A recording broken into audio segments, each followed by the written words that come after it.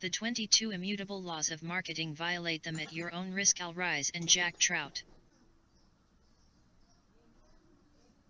Introduction. Billions of dollars have been wasted on marketing programs that couldn't possibly work, no matter how clever or brilliant, or how big the budgets.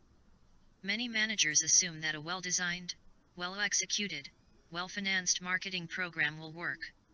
It's not necessarily so. And you don't have to look further than IBM, General Motors, and Sears, Roebuck to find examples. The tools and techniques used at Sears, Roebuck might have been right, sometimes even spectacular. And the managers who ran the GM programs might have been the best and the brightest. Certainly the best and the brightest people traditionally have been attracted to the biggest and the best companies, like GM and IBM. But the programs themselves were based on assumptions that were flawed. John Kenneth Galbraith, when asked what he believed was America's perception of the country's giant corporations, said that we feared corporate power. Today, we fear corporate incompetence. All companies are in trouble. Especially big companies. General Motors is a good example. Over the past decade, the company paid a terrible price for destroying the identity of its brands. It priced them alike as well as made them look alike. 10 share points evaporated, which translates into about $10 billion a year in sales. GM's problem wasn't a competitive problem, although competition did increase. It wasn't a quality problem either, although GM obviously wasn't delivering top-notch quality. It was very definitely a marketing problem. When a company makes a mistake today, footprints quickly show up on its back as competition runs off with its business. To get the business back, the company has to wait for others to make mistakes and then figure out how to exploit the situation. So how do you avoid making mistakes in the first place? The easy answer is to make sure your programs are in tune with the laws of marketing. Although we have defined our ideas and concepts under the marketing banner, they are useful no matter where you are in a company, and no matter what product or service your company is selling. What are these marketing laws? And who brought them down from Mount Sinai on a set of stone tablets? The fundamental laws of marketing are those described in this book. But who says so? How come two guys from Connecticut introduction have discovered what thousands of others have overlooked? There are, after all, many sophisticated marketing practitioners and academics. Why have they missed what we think is so obvious? The answer is simple. As far as we can tell, almost no one is willing to admit that there are any laws of marketing, certainly none that are immutable. There are laws of nature, so why shouldn't there be laws of marketing? You can build a great-looking airplane, but it's not going to get off the ground unless it adheres to the laws of physics, especially the law of gravity. You can build an architectural masterpiece on a sand dune, but the first hurricane will undermine your creation. So it follows that you can build a brilliant marketing program only to have one of the immutable laws knock you flat if you don't know what they are. Perhaps it's human nature not to admit there are things you can't do. Certainly most marketers believe that anything is achievable if you are energetic enough, or creative enough, or determined enough. Especially if you are willing to spend enough money. Once you open your mind to the possibility that there are laws of marketing, it's easy to see what they are. In truth, they are obvious. We have been studying what works in marketing and what doesn't for more than 25 years. What we have found is that programs that work are almost always in tune with some fundamental force in the marketplace. Introduction. In our books, articles, speeches, and videos we have analyzed marketing principles in some detail. We have developed strategic models of the marketing process, including a physical model of the human mind, which we helped popularize under the concept of positioning. We also developed a military model of the marketplace, which assigns companies and brands to either defensive, offensive, flanking, or guerrilla modes of marketing warfare. After years of working on marketing principles and problems, we have distilled our findings into the basic laws that govern success and failure in the marketplace. We call these principles the immutable laws of marketing, and there are 22 of them. Violate them at your own risk. Introduction. 1. The law of leadership: it's better to be first than it is to be better. 2. Many people believe that the basic issue in marketing is convincing prospects that you have a better product or service. Not true. If you have a small market share and you have to do battle with larger, better financed competitors, then your marketing strategy was probably faulty in the first place. You violated the first law of marketing. The basic issue in marketing is creating a category you can be first in. It's the law of leadership: it's better to be first than it is to be better. It's much easier to get into the mind first than to try to convince someone you have a better product than the one that did get there first. You can demonstrate the law of leadership by asking yourself 2 questions. 1. What's the name of the first person to fly the Atlantic Ocean solo? Charles Lindbergh, right? 2. What's the name of the second person to fly the Atlantic Ocean solo? Not so easy to answer, is it? The second person to fly the Atlantic Ocean solo was Bert Hinkler. Bert was a better pilot than Charlie. He flew faster, he consumed less fuel. Yet who has ever heard of Bert Hinkler? He left home and Mrs. Hinkler hasn't heard from him since. In spite of the evident superiority of the Lindbergh approach, most companies go the Bert Hinkler route. They wait until a market develops. Then they jump in 3.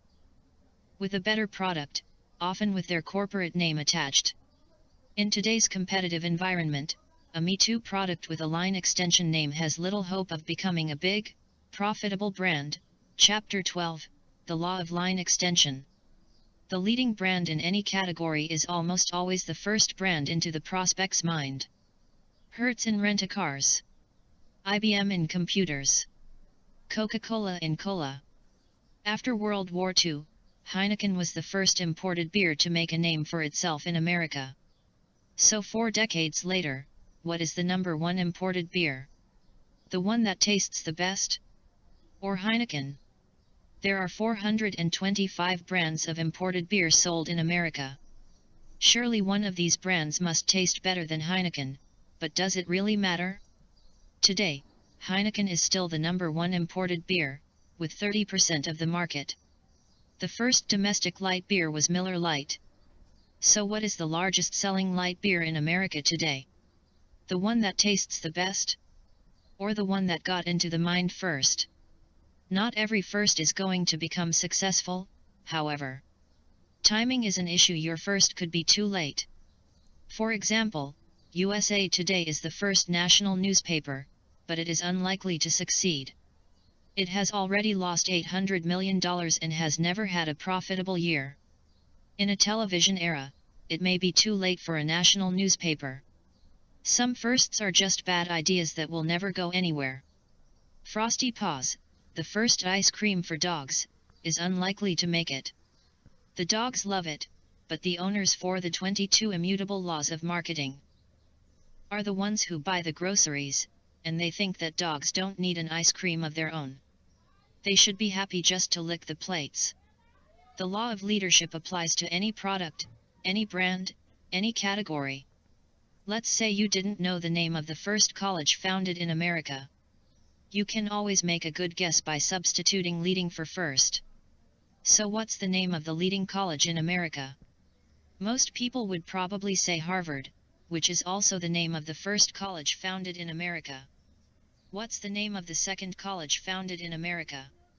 The College of William and Mary, which is only slightly more famous than Bert Hinkler. No 2 products are any similar than twins are. Yet twins often complain that the first of the 2 whom a person meets always remains their favorite, even though the person also gets to know the other one. People tend to stick with what they've got. If you meet someone a little better than your wife or husband, it's really not worth making the switch, what with attorney's fees and dividing up the house and kids. The law of leadership also applies to magazines. Which is why Time leads Newsweek, People leads Us, and Playboy leads Penthouse. Take TV Guide, for example. Back in the early 50s, the then powerful Curtis Publishing Company tried to field a television listings magazine to compete with the fledgling TV Guide. Even though TV Guide had only a minuscule head start, and despite the awesome strength of Curtis, 5. The law of leadership. The Curtis publication never really got off the ground. TV Guide had preempted the field. The law of leadership applies equally as well to hard categories like automobiles and computers as it does to soft categories like colleges and beer. Jeep was first in four-wheel drive off-the-road vehicles. Acura was first in luxury Japanese cars. IBM was first in mainframe computers. Sun Microsystems was first in workstations. Jeep, Acura, IBM, and Sun are all leading brands. The first minivan was introduced by Chrysler. Today Chrysler has 10% of the car market and 50% of the minivan market. Is the essence of car marketing making better cars or getting into the market first? The first desktop laser printer was introduced by a computer company, Hewlett-Packard. Today the company has 5% of the personal computer market and 45% of the laser printer market. Gillette was the first safety razor. Tide was the first laundry detergent. Hayes was the first computer modem. Leaders all. One reason the first brand tends to maintain its leadership is that the name often becomes generic. Xerox, the first plain paper copier, became the name for all plain paper copiers.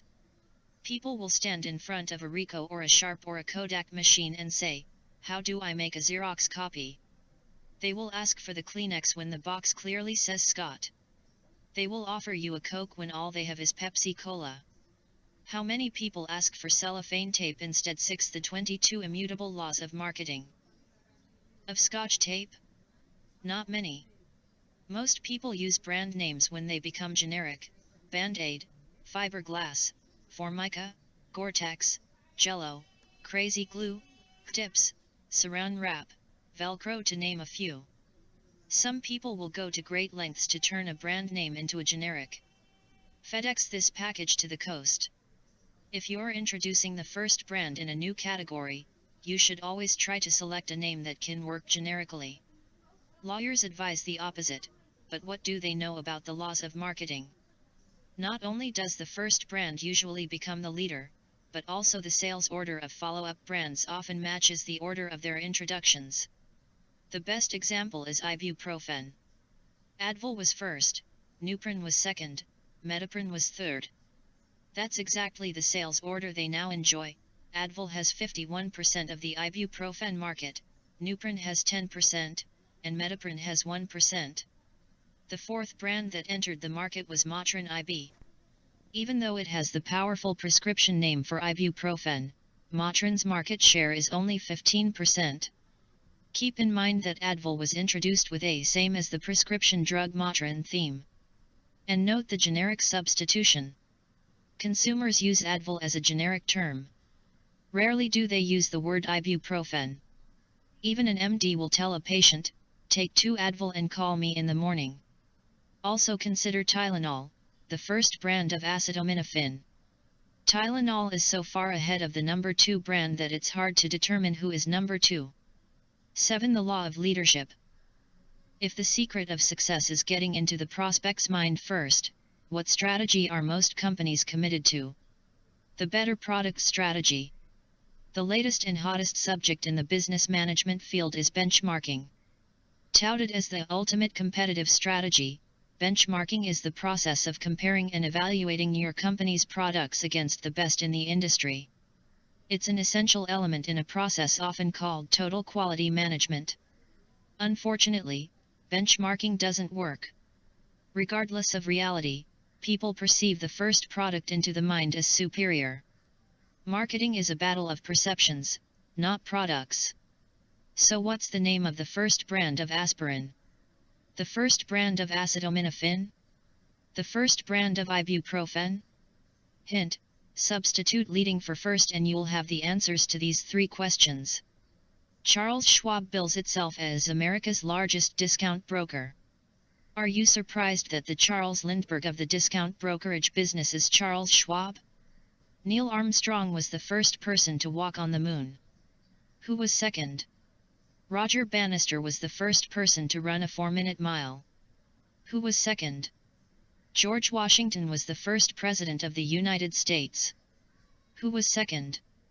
Thomas's was the first brand of English muffin. What was second? Gatorade was the first sports drink. What was second? 8. The 22 Immutable Laws of Marketing. If you're second into the prospect's mind, are you doomed to languish forever with Buzz Aldrin, John Landy, John Adams, some unknown English muffin, and some unknown sports drink? Not necessarily. Fortunately, there are other laws. 9. The Law of Leadership. 2. The Law of the Category. If you can't be first in a category, set up a new category you can be first in. 10. What's the name of the third person to fly the Atlantic Ocean solo? If you didn't know that Bert Hinkler was the second person to fly the Atlantic, you might figure you had no chance at all to know the name of the third person. But you do. It's Amelia Earhart. Now, is Amelia known as the third person to fly the Atlantic Ocean solo, or as the first woman to do so? After Heineken became a big success, the people at Anheuser-Busch could have said, "We should bring in an imported beer, too." But they didn't. Instead they said, if there's a market for a high-priced imported beer, maybe there's a market for a high-priced domestic beer. And so they started to promote Michelob, the first high-priced domestic beer, which today outsells Heineken 2-1. Actually, Anheuser-Busch also brought in an imported beer, Carlsberg, which has a very good reputation in Europe. In the United States, however, the Me Too Carlsberg never went anywhere. Miller Lite was the first domestic light. It took an importer 5 years to say, if there's a market for a domestic light beer, maybe there's a market for an imported light beer. The result was Amstel Light, which became the largest selling imported light beer. If you didn't get into the prospect's mind first, don't give up hope. Find a new category you can be first in. It's not as difficult as you might think. After IBM became a big success in computers, everybody and his brother jumped into the field. 11. Burroughs, Control Data, General Electric, Honeywell, NCR, RCA, Sperry. Snow White and the Seven Dwarfs, they were called. Which dwarf grew up to become a worldwide powerhouse, with 126,000 employees and sales of $14 billion, a company often dubbed the second largest computer company in the world? None of them. The most successful computer company of the 70s and 80s, next to IBM, was Digital Equipment Corporation. IBM was first in computers. DIS was first in mini computers. Many other computer companies, and their entrepreneurial owners, became rich and famous by following a simple principle: if you can't be first in a category, set up a new category you can be first in. Tandem was first in fault-tolerant computers and built a $1.9 billion business. So Stratus stepped down with the first fault-tolerant mini computer. Today Stratus is a $500 million company. Are the laws of marketing difficult? No, they are quite simple. Working things out in practice is another matter, however. Cray Research went over the top with the first supercomputer. Today, Cray is an $800 million company. So Convex put 2 and 2 together and launched the first mini supercomputer. Today, Convex is a $200 million company. Sometimes you can turn an also-ran into a winner by inventing a new category. Commodore was just another manufacturer of home personal computers that wasn't going anywhere until it positioned the 22 Immutable Laws of Marketing. Amiga as the first multimedia computer. Today the Commodore Amiga is a big success, with more than $500 million worth sold annually. There are many different ways to be first. Dell got into the crowded personal computer field by being the first to sell computers by phone. Today Dell is a $900 million company. When you launch a new product, the first question to ask yourself is not how is this new product better than the competition, but first what? In other words, what category is this new product first in? Charles Schwab didn't open a better brokerage firm. He opened the first discount broker. Lear's was not the first woman's magazine. It was the first magazine for the mature woman. The magazine for the woman who wasn't born yesterday. This is counter to classic marketing thinking, which is brand-oriented, How do I get people to prefer my brand? Forget the brand. Think categories. Prospects are on the defensive when it comes to brands. Everyone talks about why their brand is better. But prospects have an open mind when it comes to categories. Everyone is interested in what's new. Few people are interested in what's better. When you're the first in a new category, promote the category. In essence, you have no competition. Dis told its prospects why they ought to buy a mini computer, not a Dis mini computer. In the early days, Hertz sold rent-a-car service. Coca-Cola sold refreshment. Marketing programs of both companies were more effective back then. 13. The law of the category. 3. The law of the mind. It's better to be first in the mind than to be first in the marketplace. 14. The world's first personal computer was the MIT's Altair 8800. The law of leadership would suggest that the MIT's Altair 8800, an unfortunate choice of names, ought to be the #1 personal computer brand. Unfortunately, the product is no longer with us. Dumont invented the first commercial television set. Duryea introduced the first automobile. Hurley introduced the first washing machine. All are gone. Is something wrong with the law of leadership in Chapter 1? No, but the law of the mind modifies it. It's better to be first in the prospect's mind than first in the marketplace. Which, if anything, understates the importance of being first in the mind. Being first in the mind is everything in marketing. Being first in the marketplace is important only to the extent that it allows you to get in the mind first. For example, IBM wasn't first in the marketplace with the mainframe computer. Remington Rand was first, with UNIVAC. But thanks to a massive marketing effort, IBM got into the mind first and won the computer battle early. The law of the mind follows from the law of perception. If marketing is a battle of perception, not product, then the mind takes precedence over the marketplace. Thousands of would-be entrepreneurs are tripped up every year by this law. Someone has an idea or concept he or she believes will revolutionize an industry, as well it may. The problem is getting the idea or concept into the prospect's mind. 15. The conventional solution to the problem is money. That is, the resources to design and build product or service organizations plus the resources to hold press conferences, attend trade shows, run advertisements, and conduct direct mail programs. Chapter 22, The Law of Resources. Unfortunately, this gives rise to the perception that the answer to all marketing questions is the same: money. Not true. More money is wasted in marketing than in any other human activity, outside of government activities, of course. You can't change a mind once a mind is made up. It's like going head-to-head against an entrenched enemy, the charge of the Light Brigade at Balaclava being history's most famous example, closely followed by Pickett's fiasco at Gettysburg. Wang was first in word processors. But the world passed such machines by and went on to computers. Wang, however, wasn't able to make the transition. In spite of spending millions of dollars promoting its personal computers and mini-computers, Wang is still perceived as a word processor company. Xerox was first in copiers and then tried to get into the computer business. 25 years and $2 billion later, Xerox is nowhere in computers. You want to change something in a computer? Just type over or delete the existing material. You want to change something in a mind? Forget it. Once a mind is made up, it rarely, if ever, changes. The single most wasteful thing you can do in marketing is try to change a mind. 16. The 22 Immutable Laws of Marketing. That accounts for the mystery of the well-formed opinion that can almost instantly appear in a person's mind. One day you've never heard of a person. The next day that person is famous. The overnight sensation is not an unusual phenomenon.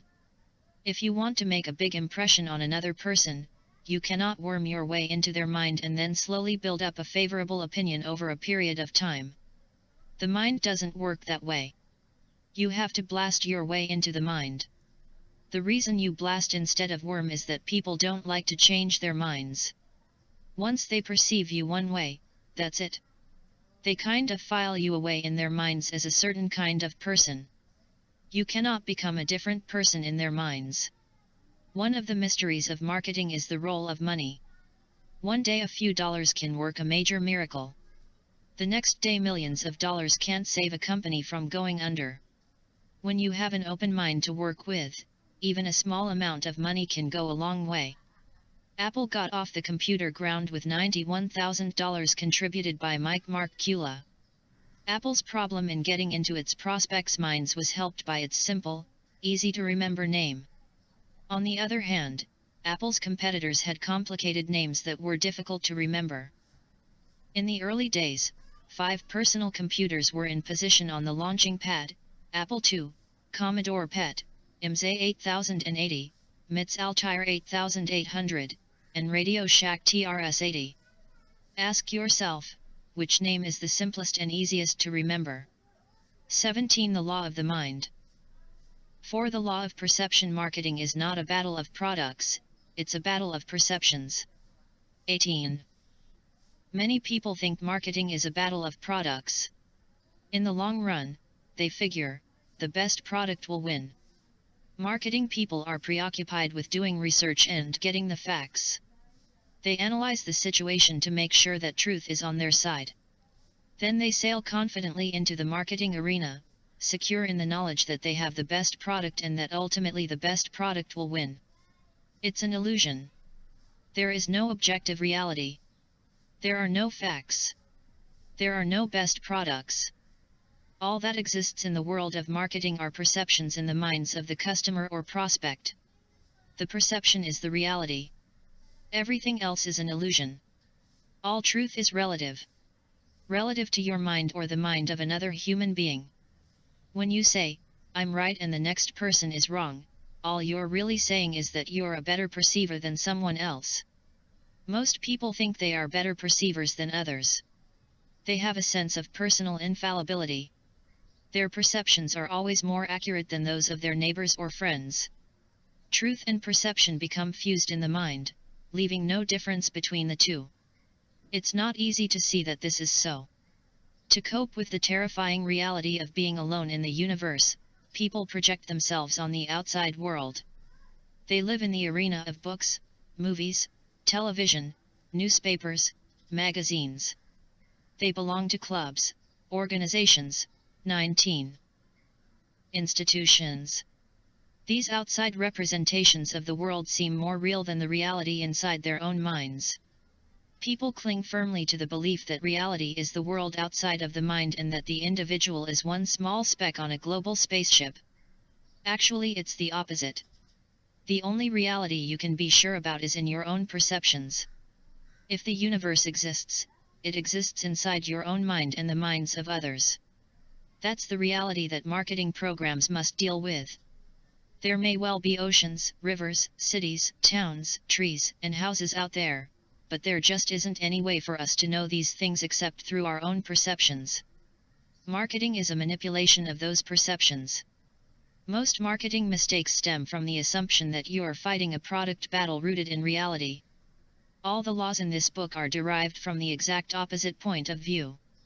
What some marketing people see as the natural laws of marketing are based on a flawed premise that the product is the hero of the marketing program and that you'll win or lose based on the merits of the product. Which is why the natural, logical way to market a product is invariably wrong. Only by studying how perceptions are formed in the mind and focusing your marketing programs on those perceptions can you overcome your basically incorrect marketing instincts. Each of us, manufacturer, distributor, dealer, 20 The 22 Immutable Laws of Marketing. Prospect, customer, looks at the world through a pair of eyes. If there is objective truth out there, how would we know it? Who would measure it? Who would tell us? It could only be another person looking at the same scene through a different pair of eye windows. Truth is nothing more or less than one expert's perception. And who is the expert? It's someone who is perceived to be an expert in the mind of somebody else.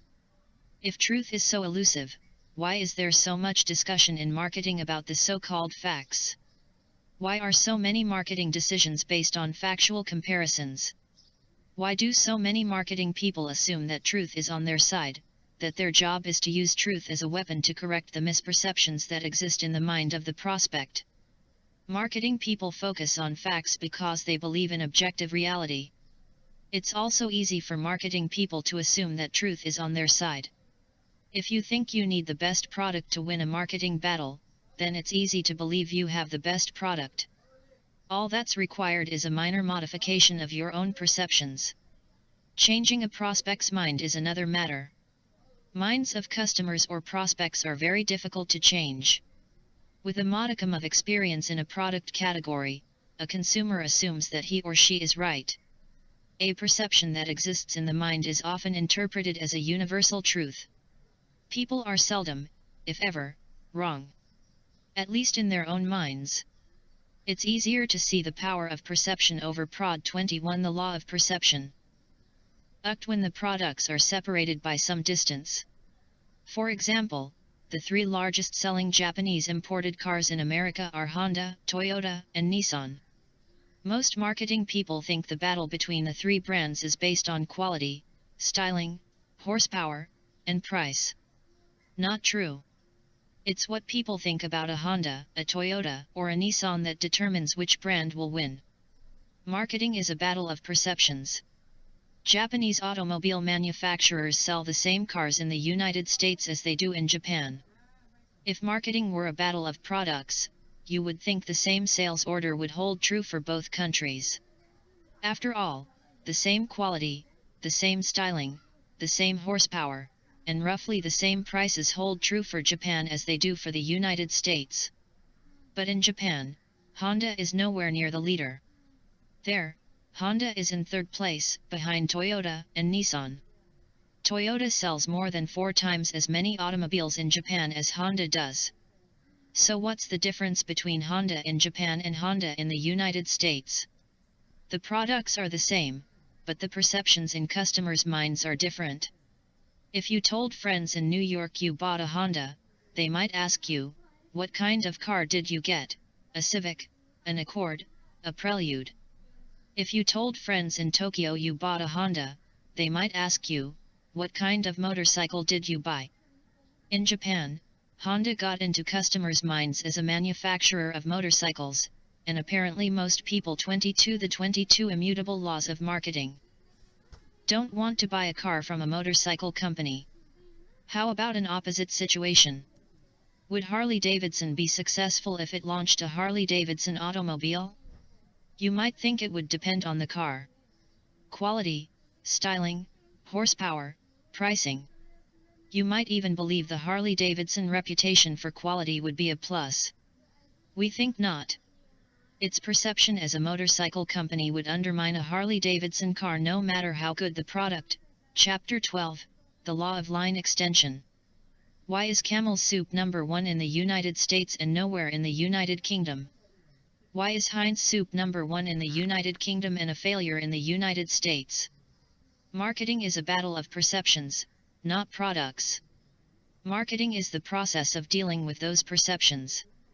Some soft drink executives believe that marketing is a battle of taste.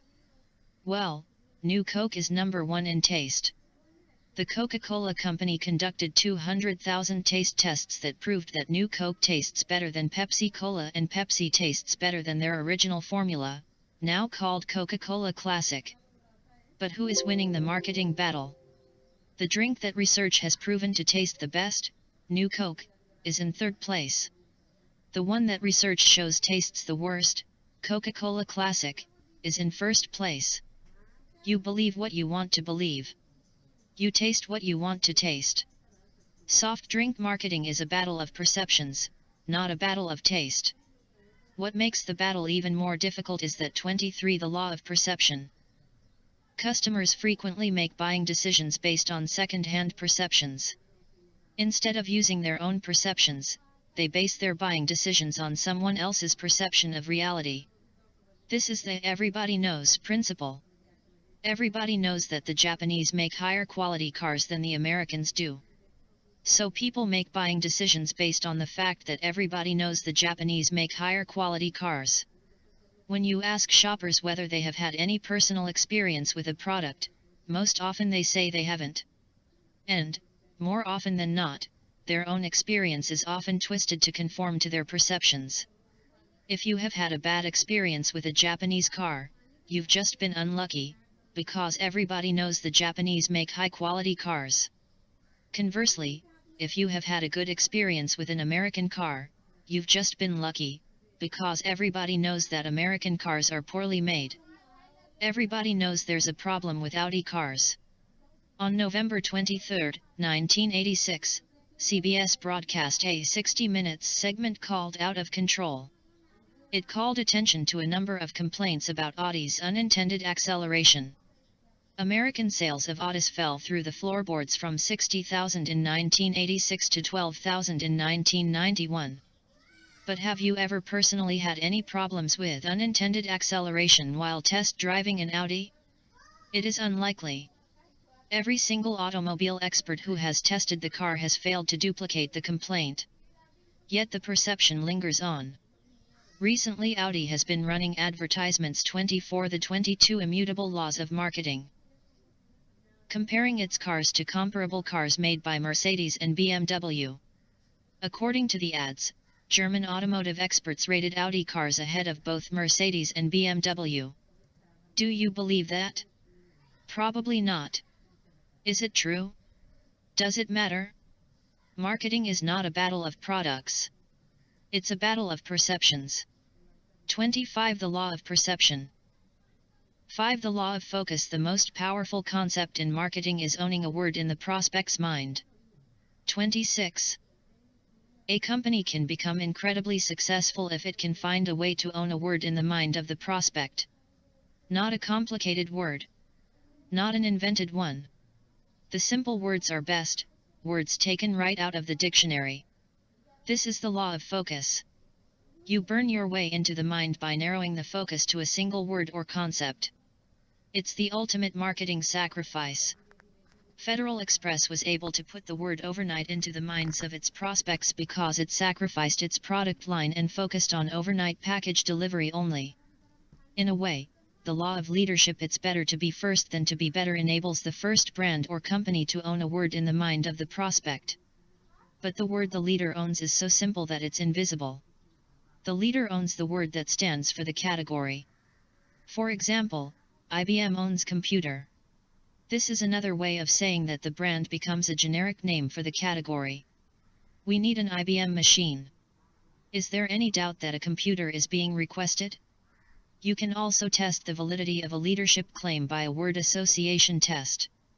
If the given words are computer, copier, chocolate bar, and cola, the four most associated words are IBM, Xerox, Hershey's, and Coke. An astute leader will go one step further to solidify 27. Its position. Heinz owns the word ketchup. But Heinz went on to isolate the most important ketchup attribute. Slowest ketchup in the West is how the company is preempting the thickness attribute. Owning the word slow helps Heinz maintain a 50% market share. If you're not a leader, then your word has to have a narrow focus. Even more important, however, your word has to be available in your category. No one else can have a lock on it. You don't have to be a linguistic genius to find a winner. Prego went against leader Ragu in the spaghetti sauce market and captured a 27% share with an idea borrowed from Heinz. Prego's word is thicker. The most effective words are simple and benefit-oriented. No matter how complicated the product, no matter how complicated the needs of the market, it's always better to focus on one word or benefit rather than 2 or 3 or 4. Also, there's the halo effect. If you strongly establish one benefit, the prospect is likely to give you a lot of other benefits, too. A thicker spaghetti sauce implies quality, nourishing ingredients, value, and so on. A safer car implies better design and engineering. Whether the result of a deliberate program or not, most successful companies, or brands, are the ones that own a word in the mind of the prospect. Some words, like Volkswagen's Fahrvergnügen, are not worth owning. Here are a few examples. 28. The 22 Immutable Laws of Marketing. Crest Cavities, Mercedes Engineering, BMW Driving, Volvo Safety, Domino's Home Delivery, Pepsi Cola, Youth, Nordstrom. Service words come in different varieties. They can be benefit-related, cavity prevention, service-related, home delivery, audience-related, younger people, or sales-related, preferred brand. Although we've been touting that words stick in the mind, nothing lasts forever. There comes a time when a company must change words. It's not an easy task. The recent history of Lotus Development Corporation demonstrates the nature of the problem. For a number of years, Lotus has owned the word spreadsheet. Lotus was synonymous with 1-2-3 and spreadsheet. But the world of spreadsheets is getting competitive, and the potential for growth is limited. Like other companies, Lotus wants to grow. How is the company to get beyond its single product business? The conventional answer is to expand in all directions, as IBM and Microsoft did. As a matter of fact, Lotus did some conventional line extension with the purchase of AMI Pro word processing software and the introduction of a number of new software products. Then Lotus regrouped to focus on a new concept called groupware, software products for networked PCs. 29 The Law of Focus. Lotus was the first software company to develop a successful groupware product. If things work out, the company will eventually own a second word in the minds of its prospects. Unlike Microsoft, Lotus now has a corporate focus. It won't happen overnight, but Lotus could develop a powerful long-term position in the software field. What overnight did for Federal Express and safety did for Volvo, groupware could do for Lotus Development Corporation. You can't take somebody else's word. What makes the Lotus strategy plausible is that the groupware word is not owned by any other company. Furthermore, there is an enormous industry trend toward networked computers. More than half of all business computers are connected to a network. There's even a new magazine called Network Computing. Many companies see the advantage of owning a single word or concept, often called the corporate vision, but they neglect to be the first to preempt the word. What won't work in marketing is leaving your own word in search of a word owned by others. This was the case with Atari, which owned the words video game. But the business turned out to be faddish, so in 1982 it sailed off in a new direction. It wanted Atari to mean computers. CEO James Morgan laid it all out. Atari's strength as a name also tends to be its weakness. It is synonymous with video games. Atari must redefine its image and broaden its business definition to electronic consumer products. Unfortunately for Mr. Morgan's strategy, a host of 30 the 22 immutable laws of marketing. Other companies, including Apple and IBM, owned the word he was after. Atari's diversification was a disaster. But the real irony was in that another company arrived in 1986 and took over the concept Atari walked away from. The company was Nintendo, which today has 75% of a multi-billion-dollar market.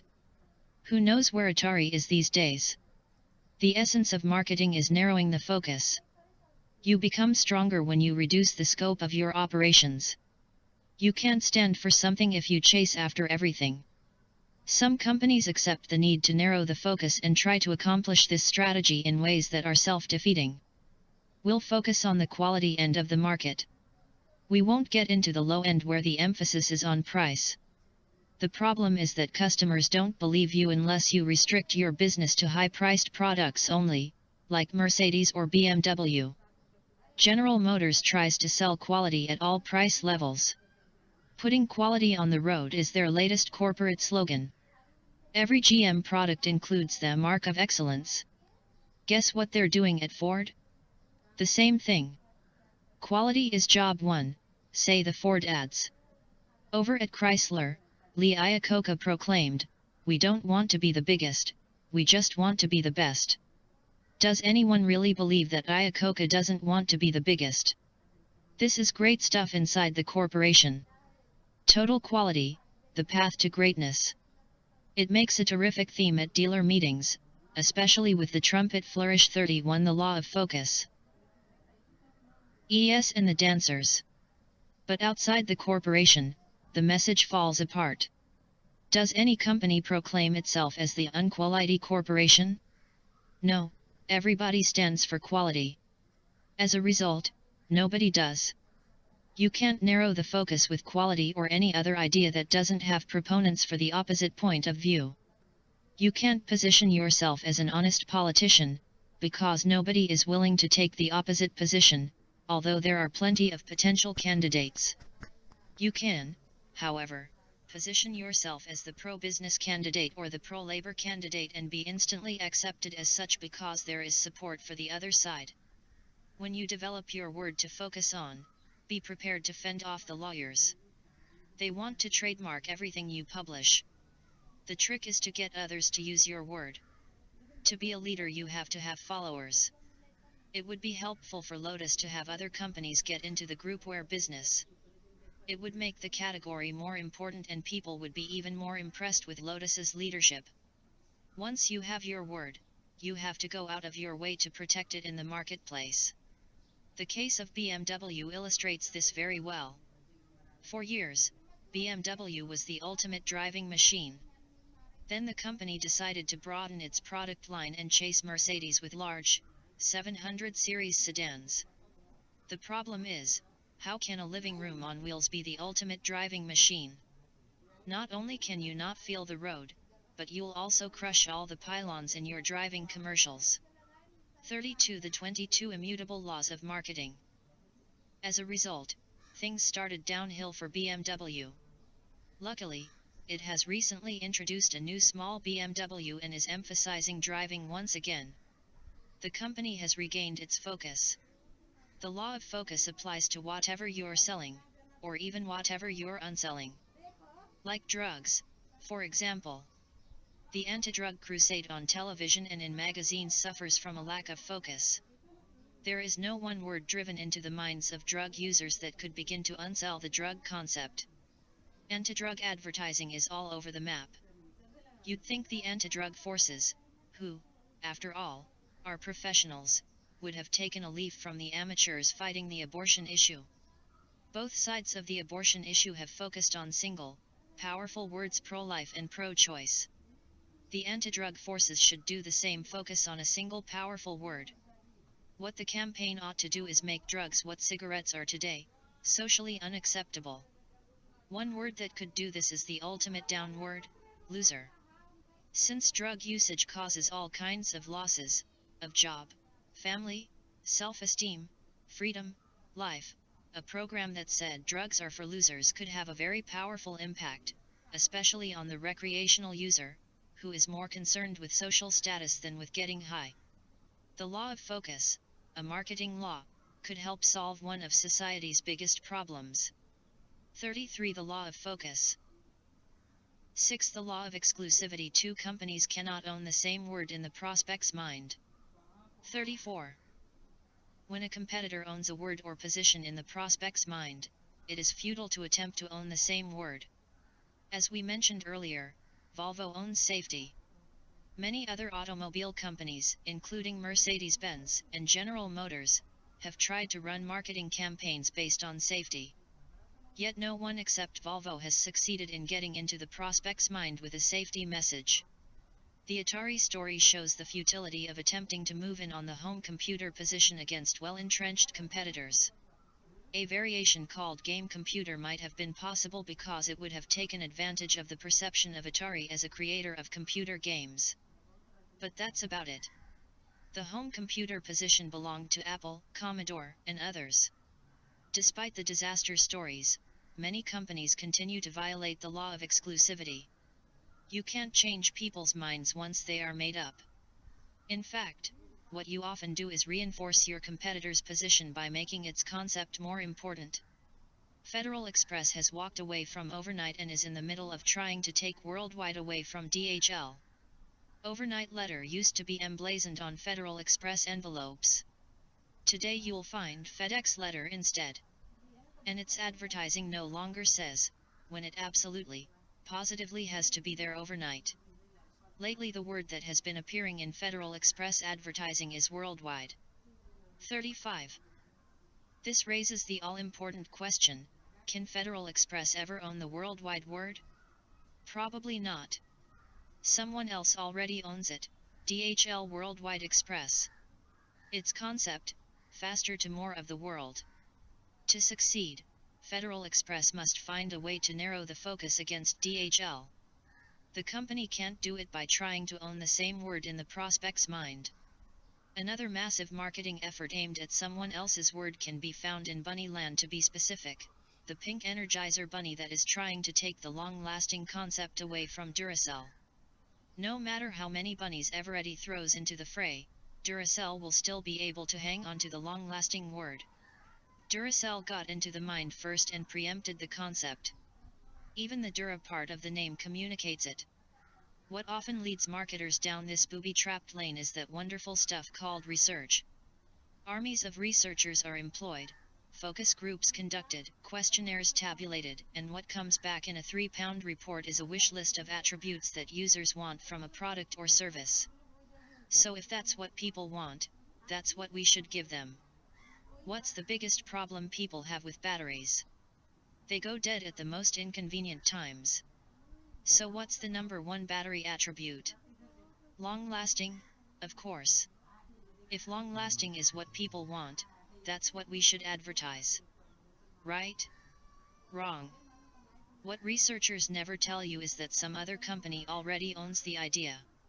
They would rather 36 the 22 immutable laws of marketing. Encourage clients to mount massive marketing programs. The theory is that if you spend enough money, you can own the idea. Right?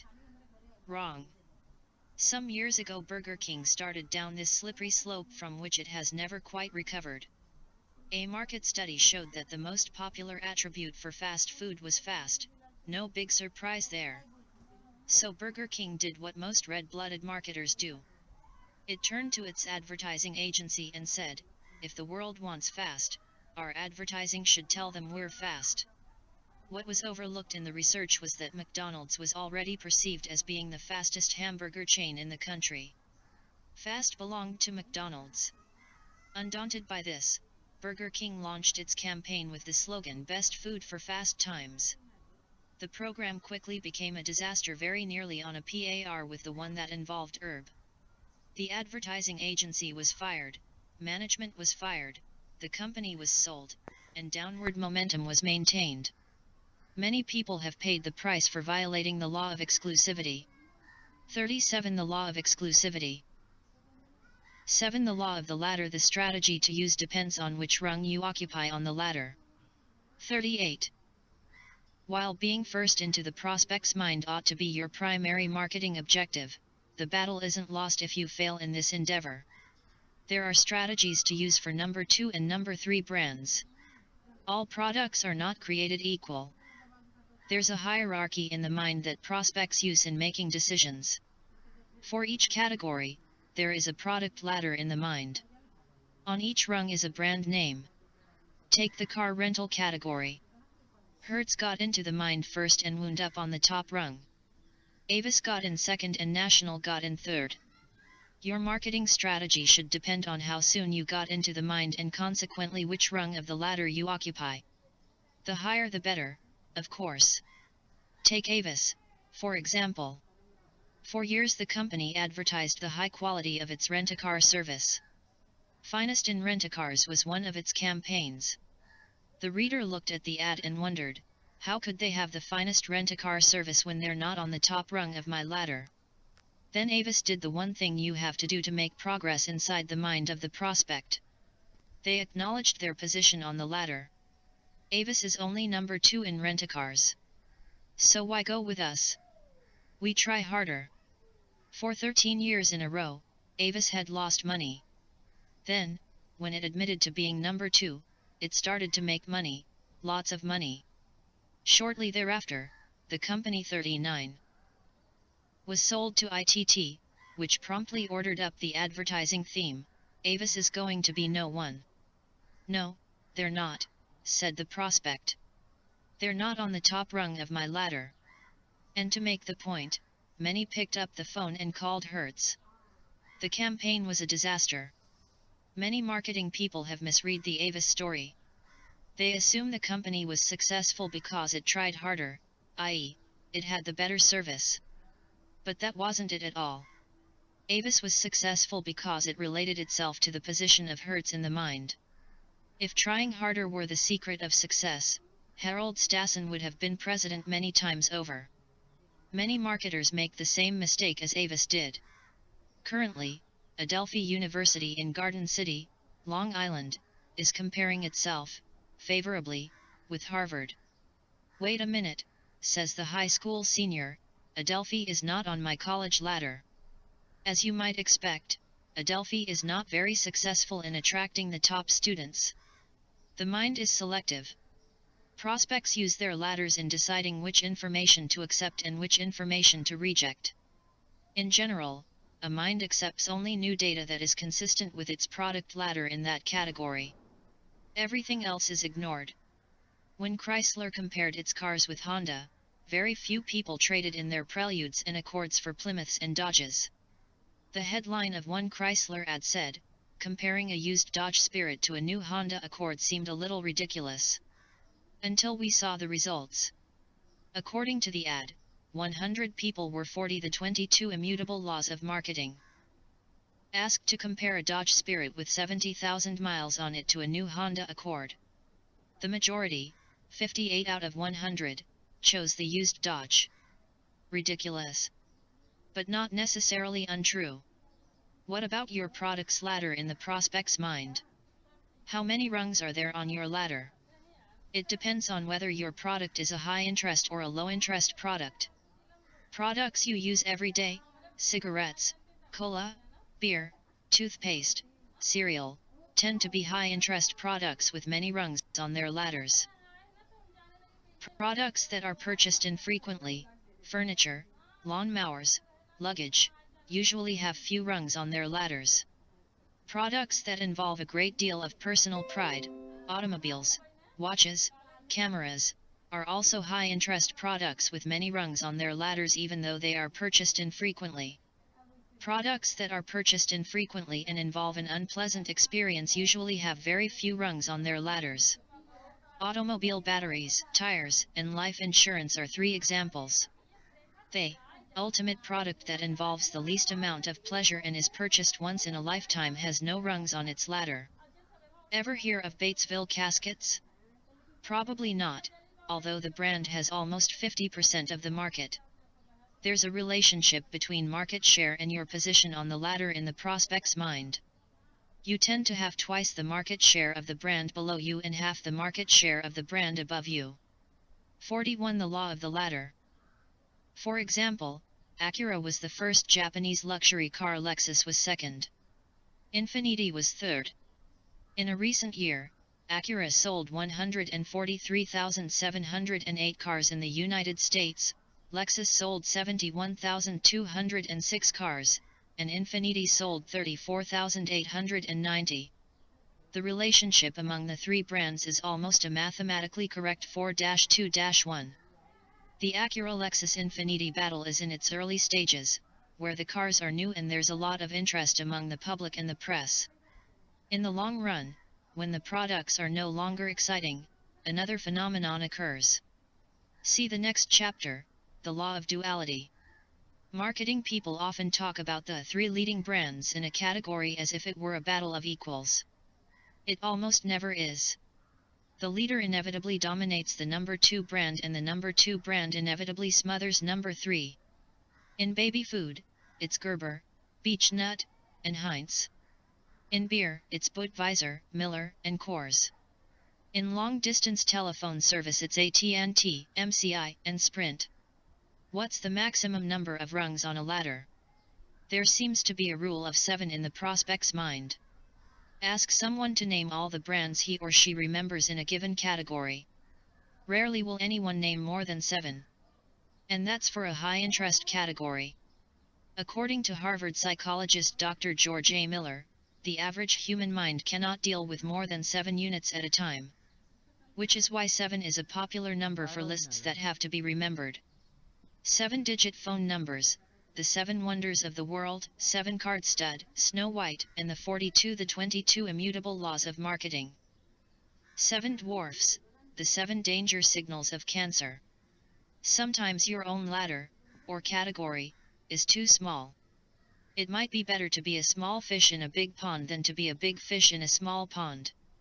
In other words, it's sometimes better to be number 3 on a big ladder than number 1 on a small ladder.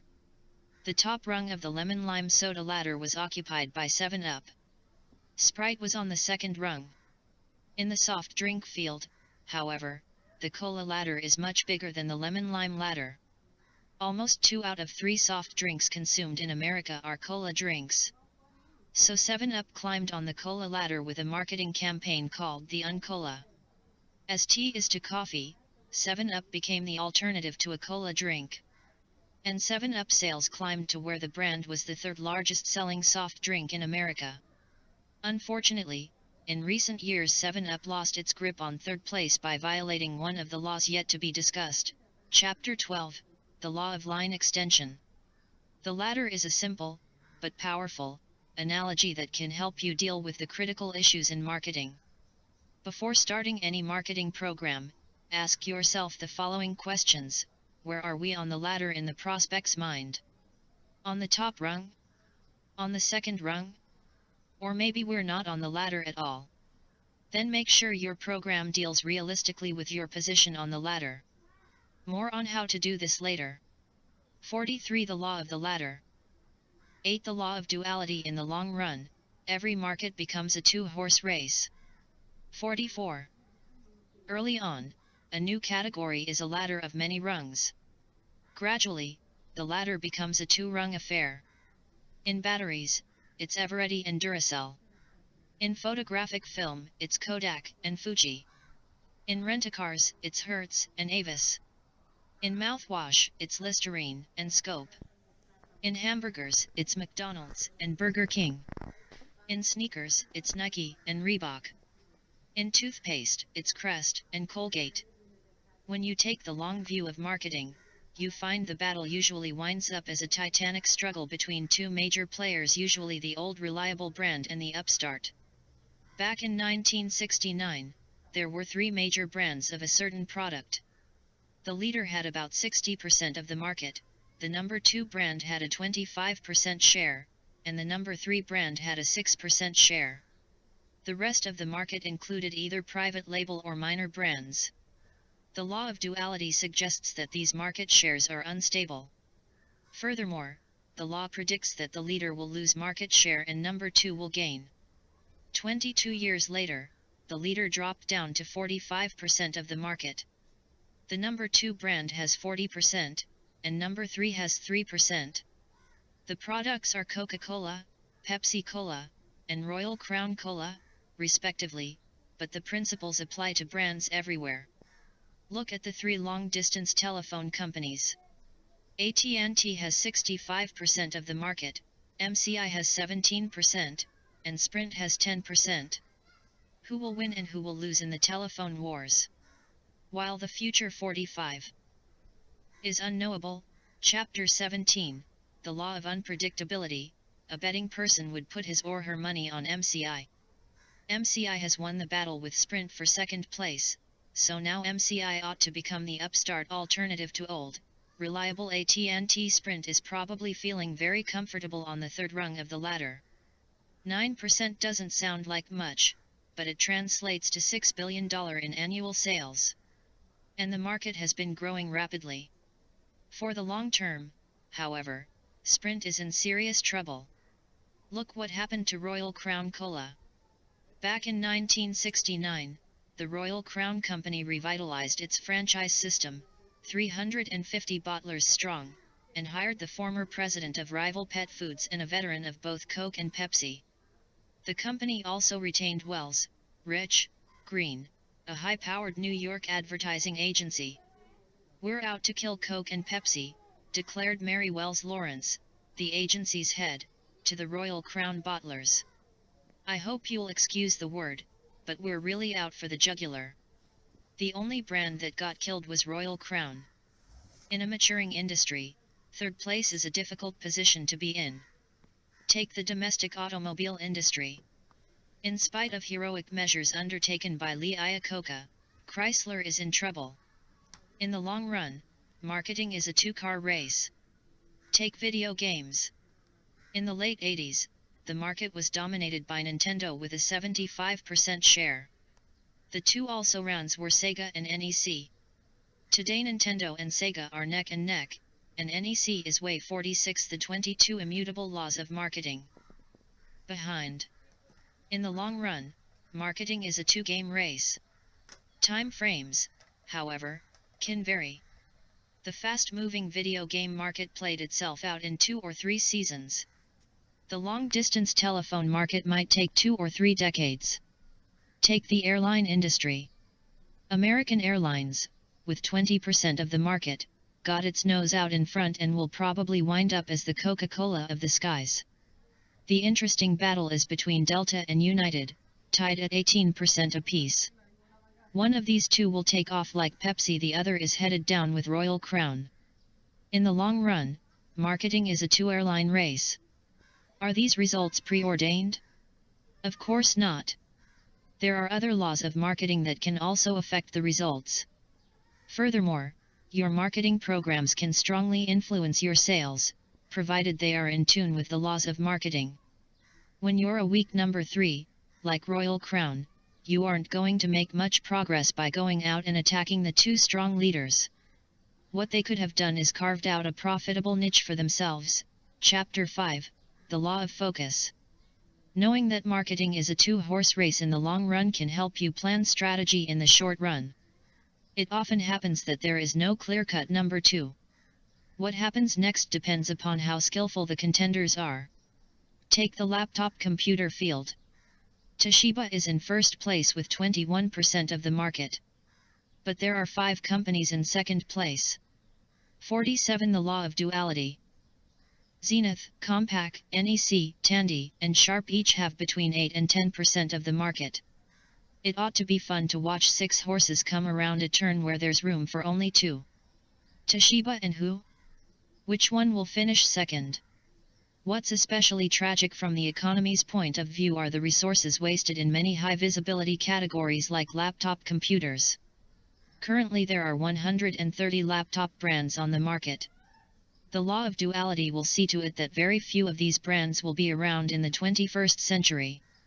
Look at the history of the automobile in the United States. In 1904, 195 different cars were assembled by 60 companies. Within the following 10 years, 531 companies were formed and 346 perished. By 1923, only 108 car makers remained. This number dropped to 44 by 1927. Today, Ford and General Motors dominate the domestic industry, with Chrysler's future in doubt. Successful marketers concentrate on the top 2 rungs. Jack Welch, the legendary chairman and CEO of General Electric, said recently, only businesses that are number 1 or number 2 in their markets could win in the increasingly competitive global arena. Those that could not were fixed, closed, or sold. It's this kind of thinking that built companies like Procter & Gamble into the powerhouses they are. In 32 of its 44 product categories in the United States, P&G commands the number 1 or number 2 brands. Early on, in a developing market, the number 3 or number 4 positions look attractive. Sales are increasing. New, 48. The 22 Immutable Laws of Marketing. Relatively unsophisticated customers are coming into the market. These customers don't always know which brands are the leaders, so they pick ones that look interesting or attractive. Quite often, these turn out to be the number 3 or number 4 brands. As time goes on, however, these customers get educated. They want the leading brand, based on the naive assumption that the leading brand must be better. We repeat, the customer believes that marketing is a battle of products. It's this kind of thinking that keeps the 2 brands on top. They must be the best, they're the leaders. 49. The Law of Duality. 9. The Law of the Opposite. If you are shooting for second place, your strategy is determined by the leader. 50. In strength there is weakness. Wherever the leader is strong, there is an opportunity for a would-be number 2 to turn the tables. Much like a wrestler uses his opponent's strength against him, a company should leverage the leader's strength into a weakness. If you want to establish a firm foothold on the second rung of the ladder, study the firm above you. Where is it strong? And how do you turn that strength into a weakness? You must discover the essence of the leader and then present the prospect with the opposite. In other words, don't try to be better, try to be different. It's often the upstart versus old reliable. Coca-Cola is a 100-year-old product. Only 7 people in the history of the world have known the Coke formula, which is kept locked in a safe in Atlanta. Coca-Cola is the old, established product. However, using the law of the opposite, Pepsi-Cola reversed the essence of Coca-Cola to become the choice of a new generation, the Pepsi generation. When you look at customers in a given product category, there seem to be 2 kinds of people. There are those who want to buy from the leader and there are those who don't want to buy from the leader. A potential number 2 has to appeal to the latter group. In other words, by positioning yourself against the leader, you take business away from all the other alternatives to number 1. If old people drink Coke and 51 young people drink Pepsi, there's nobody left to drink Royal Crown Cola. Yet, too many potential number 2 brands try to emulate the leader. This usually is an error. You must present yourself as the alternative. Time built its reputation on colorful writing. So Newsweek turned the idea around and focused on a straightforward writing style. We separate facts from opinions. In other words, Newsweek puts its opinions in the editorial columns, not in the news columns. Sometimes you need to be brutal. Scope, the good-tasting mouthwash, hung the medicine breath label on its Listerine competition. But don't simply knock the competition. The law of the opposite is a two-edged sword. It requires honing in on a weakness that your prospect will quickly acknowledge. One whiff of Listerine and you know that your mouth would smell like a hospital. Then quickly twist the sword. Scope is the good-tasting mouthwash that kills germs. Also in the mouthwash field is an interesting example of the futility of trying to emulate the leader. In 1961, Johnson & Johnson introduced Micron mouthwash, focusing on its scientific virtues. Within months Micron became the number 2 brand. But with its germ-fighting approach, Listerine was also a scientific brand. So in 1965, when Procter & Gamble introduced Scope, it had the opposite position to itself. Scope went on to become the number 2 mouthwash. By 1978, when Johnson & Johnson withdrew 52 the 22 immutable laws of marketing, the product from the market, Micron's share had fallen to 1%. When Beck's beer arrived in the United States, it had a problem. It couldn't be the first imported beer, that was Heineken, nor could it be the first German imported beer, that was Löwenbräu. It solved its problem by repositioning Löwenbräu. You've tasted the German beer that's the most popular in America. Now taste the German beer that's the most popular in Germany. Today Beck's is the second largest selling European beer in America. When it comes to beer, Americans trust German mouths more than they do their own mouths. This is a rare example of overturning the law of leadership and manipulating perceptions in the mind. All this is academic today, since Löwenbräu is now brewed in America. As a product gets old, it often accrues some negative baggage. This is especially true in the medical field. Take aspirin, a product introduced in 1899. With thousands of medical studies conducted on aspirin, someone was bound to find flaws in the product. Sure enough, they found stomach bleeding just in time for the 1955 launch of Tylenol. With all the stomach bleeding publicity, Tylenol quickly was able to set itself up as the alternative. For the millions who should not take aspirin, said the Tylenol advertising. Today Tylenol outsells aspirin and is the largest selling single product in American drugstores. Stolichnaya was able to hang the label of fake 53, the law of the opposite. Russian vodka on American vodkas such as Smirnoff, Samovar, and Wolf Schmidt by simply pointing out that they come from places like Hartford, Connecticut, Schenley, Pennsylvania, and Lawrenceburg, Indiana. Stolichnaya comes from Leningrad, Russia, making it the real thing. There has to be a ring of truth about the negative if it is to be effective. One of the classic examples of hanging a negative on a competitor is an advertisement that Royal Doulton China ran about its main U.S. competitor. The headline said it all: Royal Doulton, the China of Stoke-on-Trent, England versus Lennox, the China of Pomona, New Jersey. The ad exploited the fact that many people thought Lennox was an imported China. By repositioning Lennox where it really belonged, in Pomona, New Jersey, Royal Doulton was able to establish itself as the real English China. Reason: most people have a hard time imagining craftsmen making fine white bone china in a tacky-sounding place like Pomona, New Jersey. When the folks in England saw the ad, they howled with laughter. It turns out that Stoke-on-Trent is just as tacky as Pomona. Marketing is often a battle for legitimacy. The first brand that captures the concept is often able to portray its competitors as illegitimate pretenders. A good number two can't afford to be timid. When you give up focusing on number one, you make yourself vulnerable not only to the leader but to the rest of the pack. Take the sad story of Burger King in recent years. Times have been difficult for this number two in hamburgers. 54 The 22 Immutable Laws of Marketing. It has been through many management changes, new owners, and a parade of advertising agencies. It doesn't take much of a history review to see what went wrong. Burger King's most successful years came when it was on the attack. It opened with "Have It Your Way," which twidded McDonald's mass manufacturing approach to hamburgers. Then it hit McDonald's with "Broiling, Not Frying," and "The Whopper Beats the Big Mac." All these programs reinforced the number two, alternative position. Then, for some unknown reason, Burger King ignored the law of the opposite. It got timid and stopped attacking McDonald's. The world was introduced to Herb the Nerd, the best food for fast times.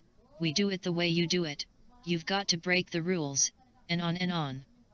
It even started a program to attract little kids, the mainstay of McDonald's strength. This is no way to stay a strong number two.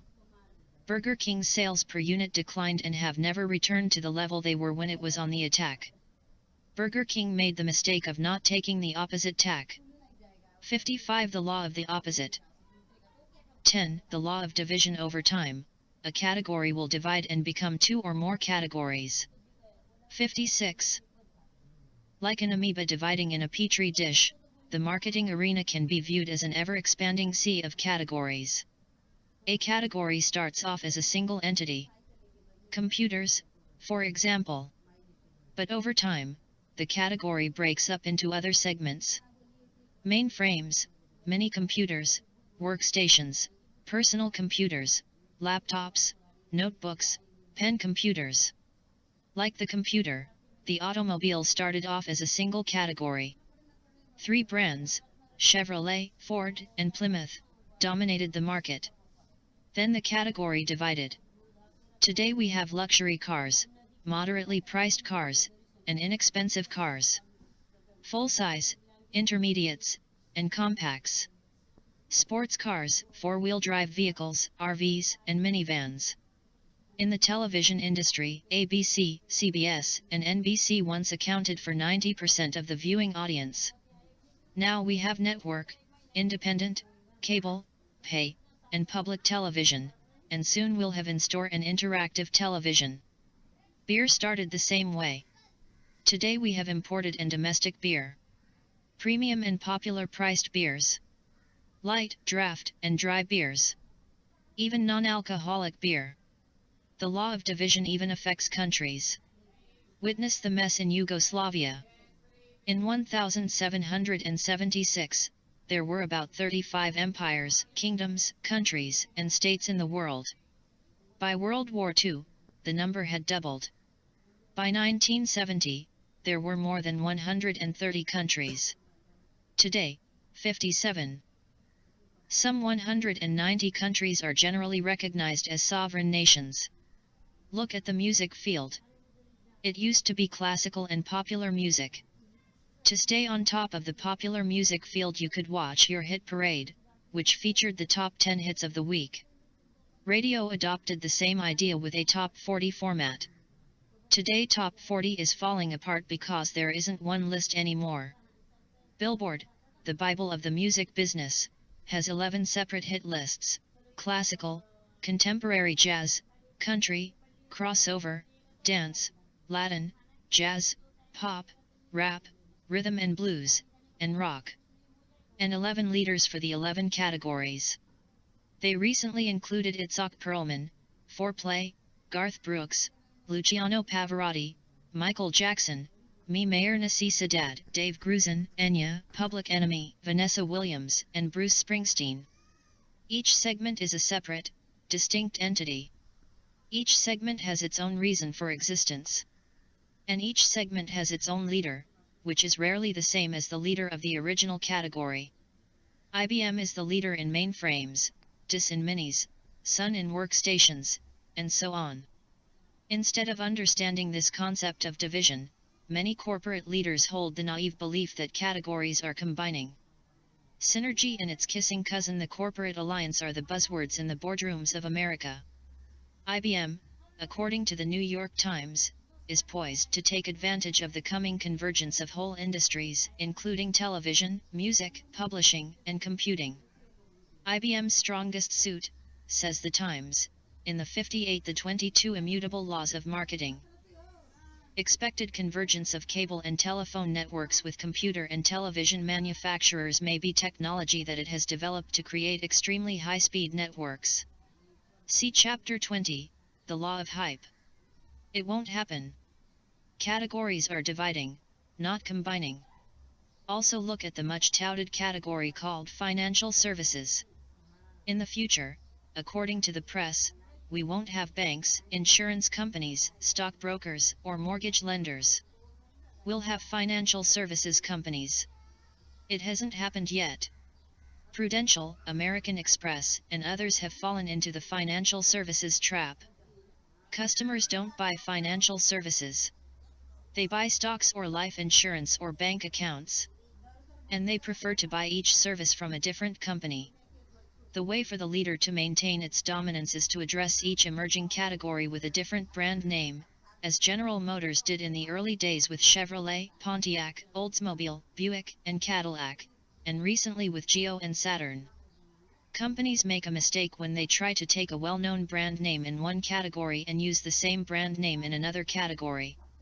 A classic example is the fate that befell Volkswagen, the company that introduced the small car category to America. Its Beetle was a big winner that grabbed 67% of the imported car market in the United States. Volkswagen was so successful that it began to think it could be like General Motors and sell bigger, 59, the law of division, faster, and sportier cars. So it swept up whatever models it was making in Germany and shipped them all to the United States. But unlike GM, it used the same brand, Volkswagen, for all of its models. Different Volks for different folks, said the advertising, which featured 5 different models, including the Beetle, the 412 sedan, the Dasher, the Thing, and even a station wagon. Needless to say, the only thing that kept selling was the small thing, the Beetle. Well, Volkswagen found a way to fix that. It stopped selling the Beetle in the United States and started selling a new family of big, fast, expensive Volkswagens. Now you had the Vanagon, the Scirocco, the Jetta, the Golf GL, and the Cabriolet. It even built a plant in Pennsylvania to build these wondrous new cars. Unfortunately for Volkswagen, the small car category continued to expand. And since people couldn't buy a long-lasting, economical VW, they shifted to Toyota, Honda, and Nissan. Today Volkswagen's 67% share has shrunk to less than 4%. Volkswagen isn't some minor European brand like Saab or Alfa Romeo. Volkswagen is the largest selling automotive brand in Europe. The cars VW sells in the United States are the same as the ones it sells in Europe. Only the minds of the people buying them are different. In America, Volkswagen means small and ugly. Nobody here wants to buy a big, beautiful Volkswagen. Chapter 4, The Law of Perception. One of Volkswagen's competitors, Honda, decided to go upmarket. Rather than use the Honda name in 60 the 22 immutable laws of marketing. The luxury car market, it introduced the Acura. It even took the expensive step of setting up separate Acura dealerships to avoid confusion with Honda. The Acura became the first Japanese luxury car in the United States, where today Honda sells many more Acuras than Volkswagen sells Volkswagens. Honda now has the leading brand in two categories. What keeps leaders from launching a different brand to cover a new category is the fear of what will happen to their existing brands. General Motors was slow to react to the super premium category that Mercedes and BMW established. One reason was that a new brand on top of Cadillac would enrage GM's Cadillac dealers. Eventually, GM tried to take Cadillac upmarket with the $54,000 Alante. It bombed. Why would anyone spend that kind of money on a so-called Cadillac, since their neighbors would probably think they paid only $30,000 or so? No prestige. A better strategy for General Motors might have been to put a new brand into the Mercedes market. They might have brought back the classic LaSalle. Timing is also important. You can be too early to exploit a new category. Back in the 50s, the Nash Rambler was America's first small car. But American Motors didn't have either the courage or the money to hang in there long enough for the category to develop. It's better to be early than late. You can't get into the prospect's mind first unless you're prepared to spend some time waiting for things to develop. 11. The law of prospective marketing effects take place over an extended period of time. 62. Is alcohol a stimulant or a depressant? If you visit almost any bar and grill on a Friday night after work, you'd swear that alcohol was a stimulant. The noise and laughter are strong evidence of alcohol's stimulating effects. Yet at 4 o'clock in the morning, when you see a few happy hour customers sleeping it off in the streets, you'd swear that alcohol is a depressant. Chemically, alcohol is a strong depressant. But in the short term, by depressing a person's inhibitions, alcohol acts like a stimulant. Many marketing moves exhibit the same phenomenon. The long-term effects are often the exact opposite of the short-term effects. Does a sale increase a company's business or decrease it? Obviously, in the short term, a sale increases business. But there's more and more evidence to show that sales decrease business in the long term by educating customers not to buy at regular prices. Aside from the fact that you can buy something for less, what does a sale say to a prospect? It says that your regular prices are too high. After the sale is over, customers tend to avoid a store with a sale reputation. To maintain volume, retail outlets find they have to run almost continuous sales. It's not unusual to walk down a retail block and find a dozen stores in a row with sale signs in their windows. Have the automobile rebate programs increased? 63. Sales? The rise of auto rebates have coincided with a decline in auto sales. U.S. vehicle sales have declined for 5 straight years in a row. The largest furniture company in the New York City area, Siemens, has been running a sale every week. Recently, Siemens went bankrupt. There is no evidence that couponing increases sales in the long run. Many companies find they need a quarterly dose of couponing to keep sales on an even keel. Once they stop couponing, sales drop off. In other words, you keep those coupons rolling out not to increase sales but to keep sales from falling off if you stop. Couponing is a drug. You continue to do it because the withdrawal symptoms are just too painful. Any sort of couponing, discounts, or sales tends to educate consumers to buy only when they can get a deal. What if a company never started couponing in the first place? In the retail field, the big winners are the companies that practice everyday low prices, companies like Walmart and Kmart and the rapidly growing warehouse outlets. Yet almost everywhere you look you see yo-yo pricing. The airlines and the supermarkets are two examples. Recently, however, Procter & Gamble made a bold move to establish uniform pricing, which could become the start of a trend. In everyday life there are many examples of short-term gains and long-term losses, crime being a typical example.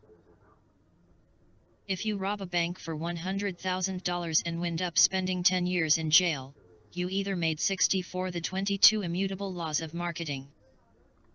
$100,000 for a day's work or $10,000 a year for 10 years of labor. It depends on your point of view. Inflation can give an economy a short-term jolt, but in the long run, inflation leads to recession. The nuts in Brazil haven't figured this out yet. In the short term, overeating satisfies the psyche, but in the long run it causes obesity and depression. In many other areas of life, spending money, taking drugs, having sex, the long-term effects of your actions are often the opposite of the short-term effects. Why then is it so hard to comprehend that marketing effects take place over an extended period of time? Take line extension. In the short term, line extension invariably increases sales. The beer industry clearly illustrates this effect. In the early 70s, Miller High Life was barreling along with sales increases averaging 27% a year. Miller's success was fueled by Miller Time, a blue-collar campaign focused on rewarding yourself at the end of the day with a Miller beer. Then Miller got greedy and in 1974 introduced Miller Lite, a brilliant concept, Chapter 2, the law of the category, buried under a line extended name. In the short term the two Millers could coexist, the blue-collar beer, High Life, and the yuppie beer, Light. But in the long term, line extension was bound to undermine one or the other brand. The high water mark for Miller High Life was 1979, 5 years after the introduction of Miller Lite. In those 5 years Miller High Life's annual sales almost tripled, from 8.6 million to 23.6 million barrels. 65 The law of perspective. This was the short-term effect of line extension. The long-term effect was grim.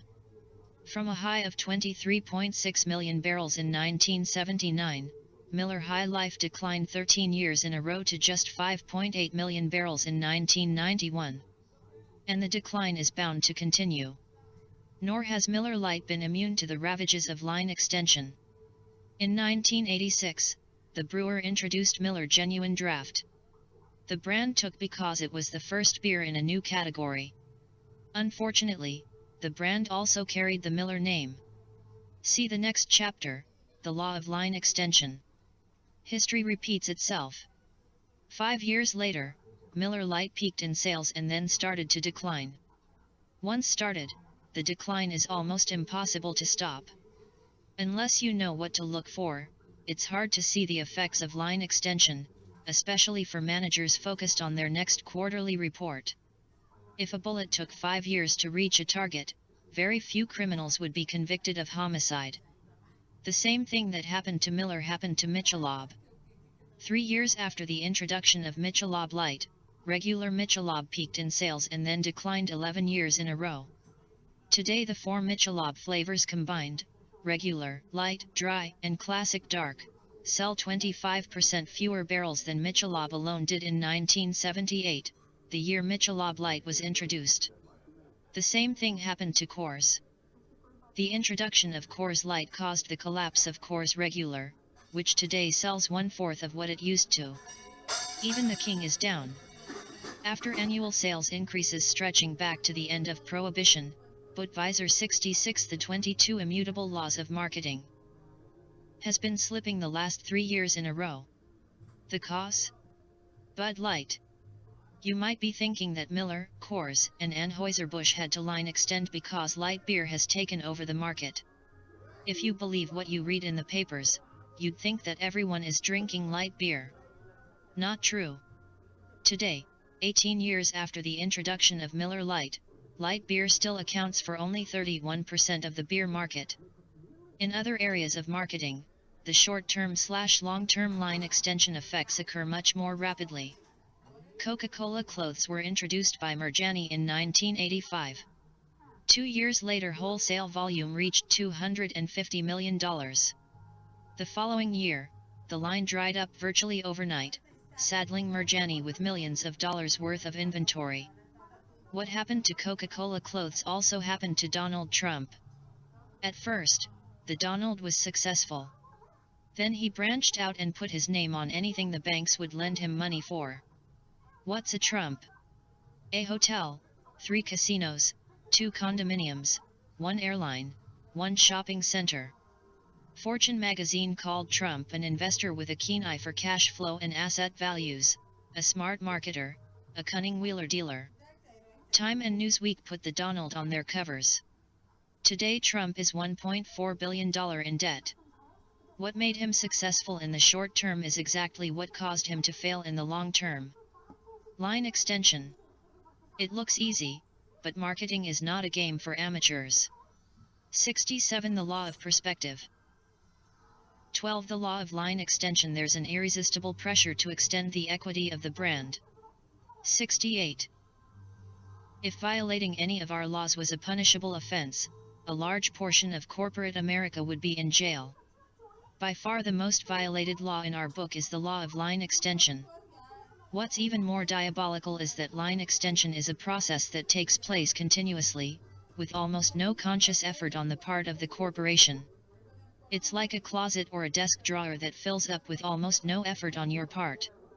One day a company is tightly focused on a single product that is highly profitable. The next day the same company is spread thin over many products and is losing money.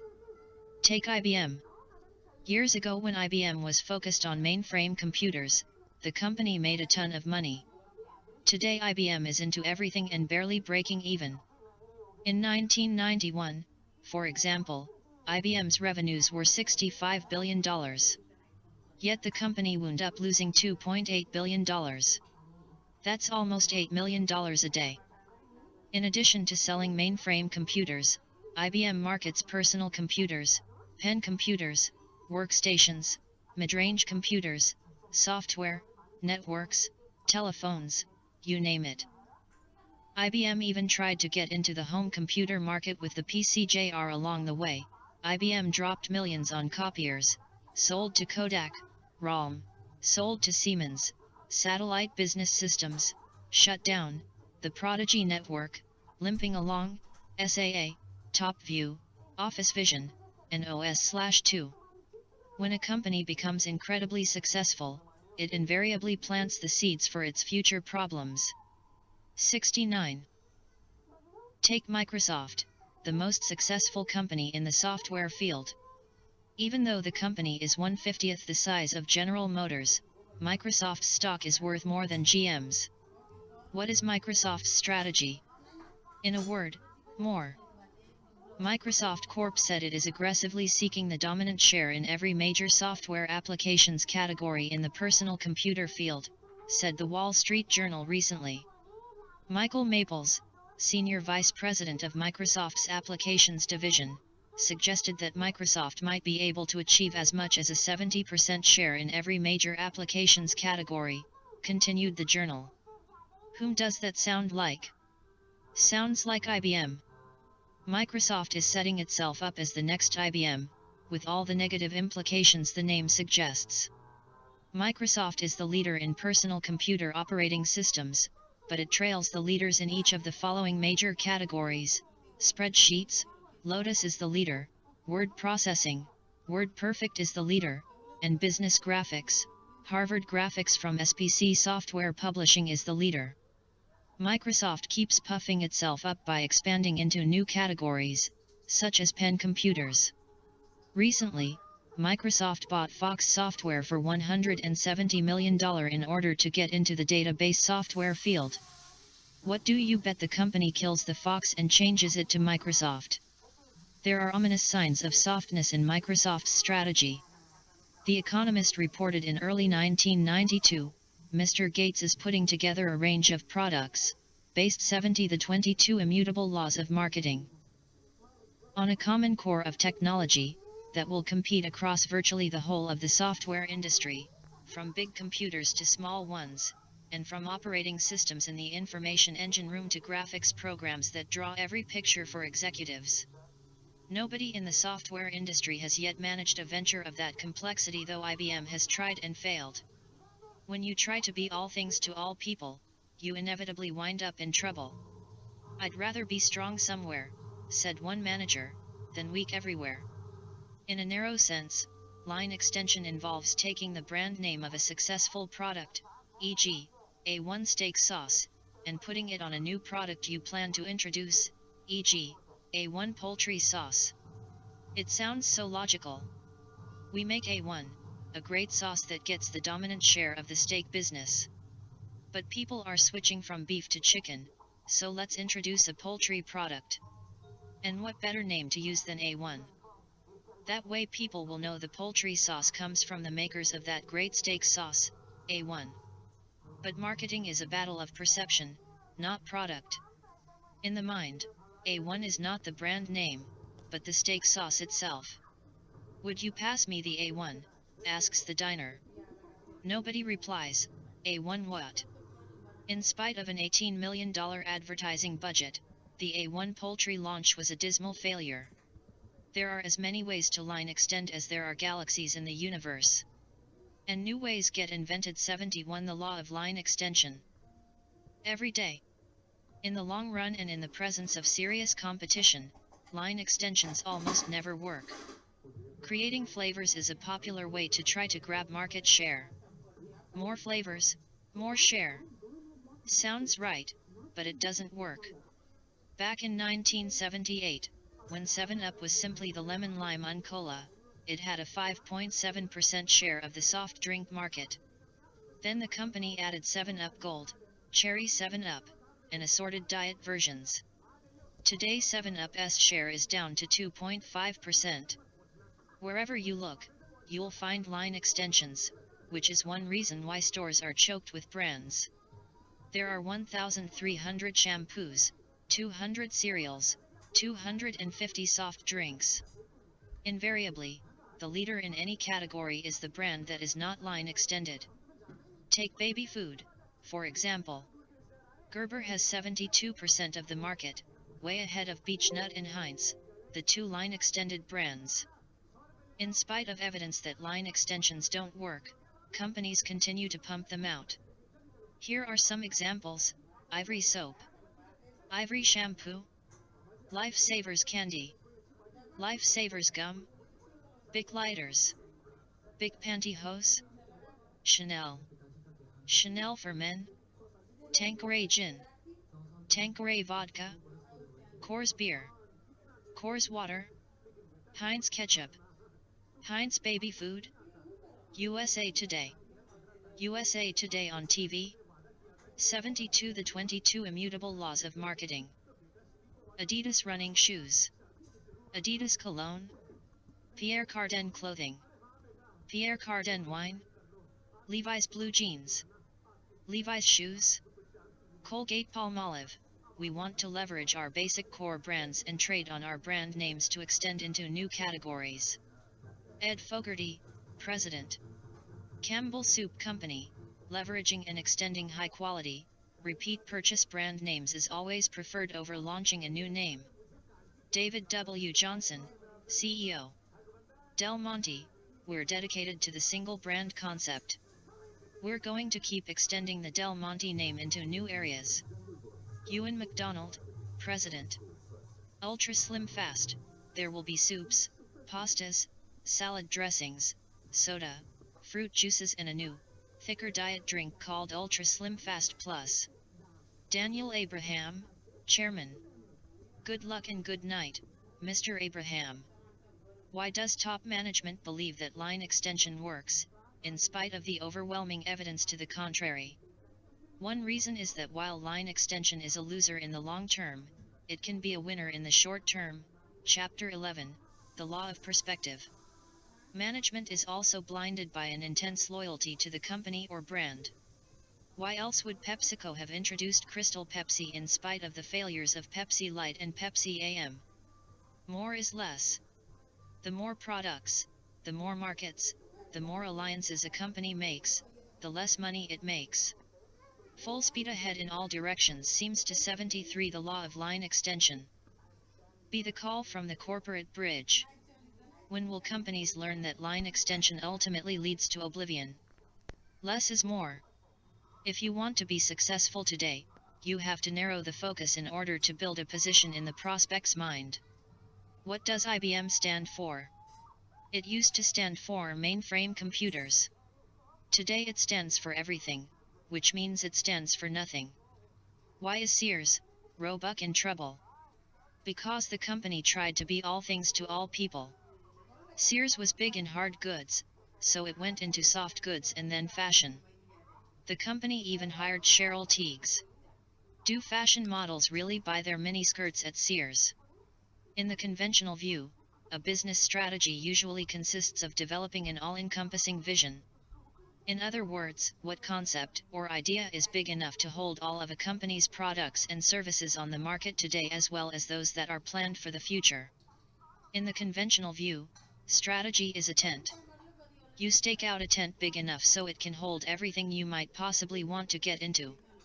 IBM has erected an enormous computer tent. Nothing in the computer field, today or in the future, will fall outside the IBM tent.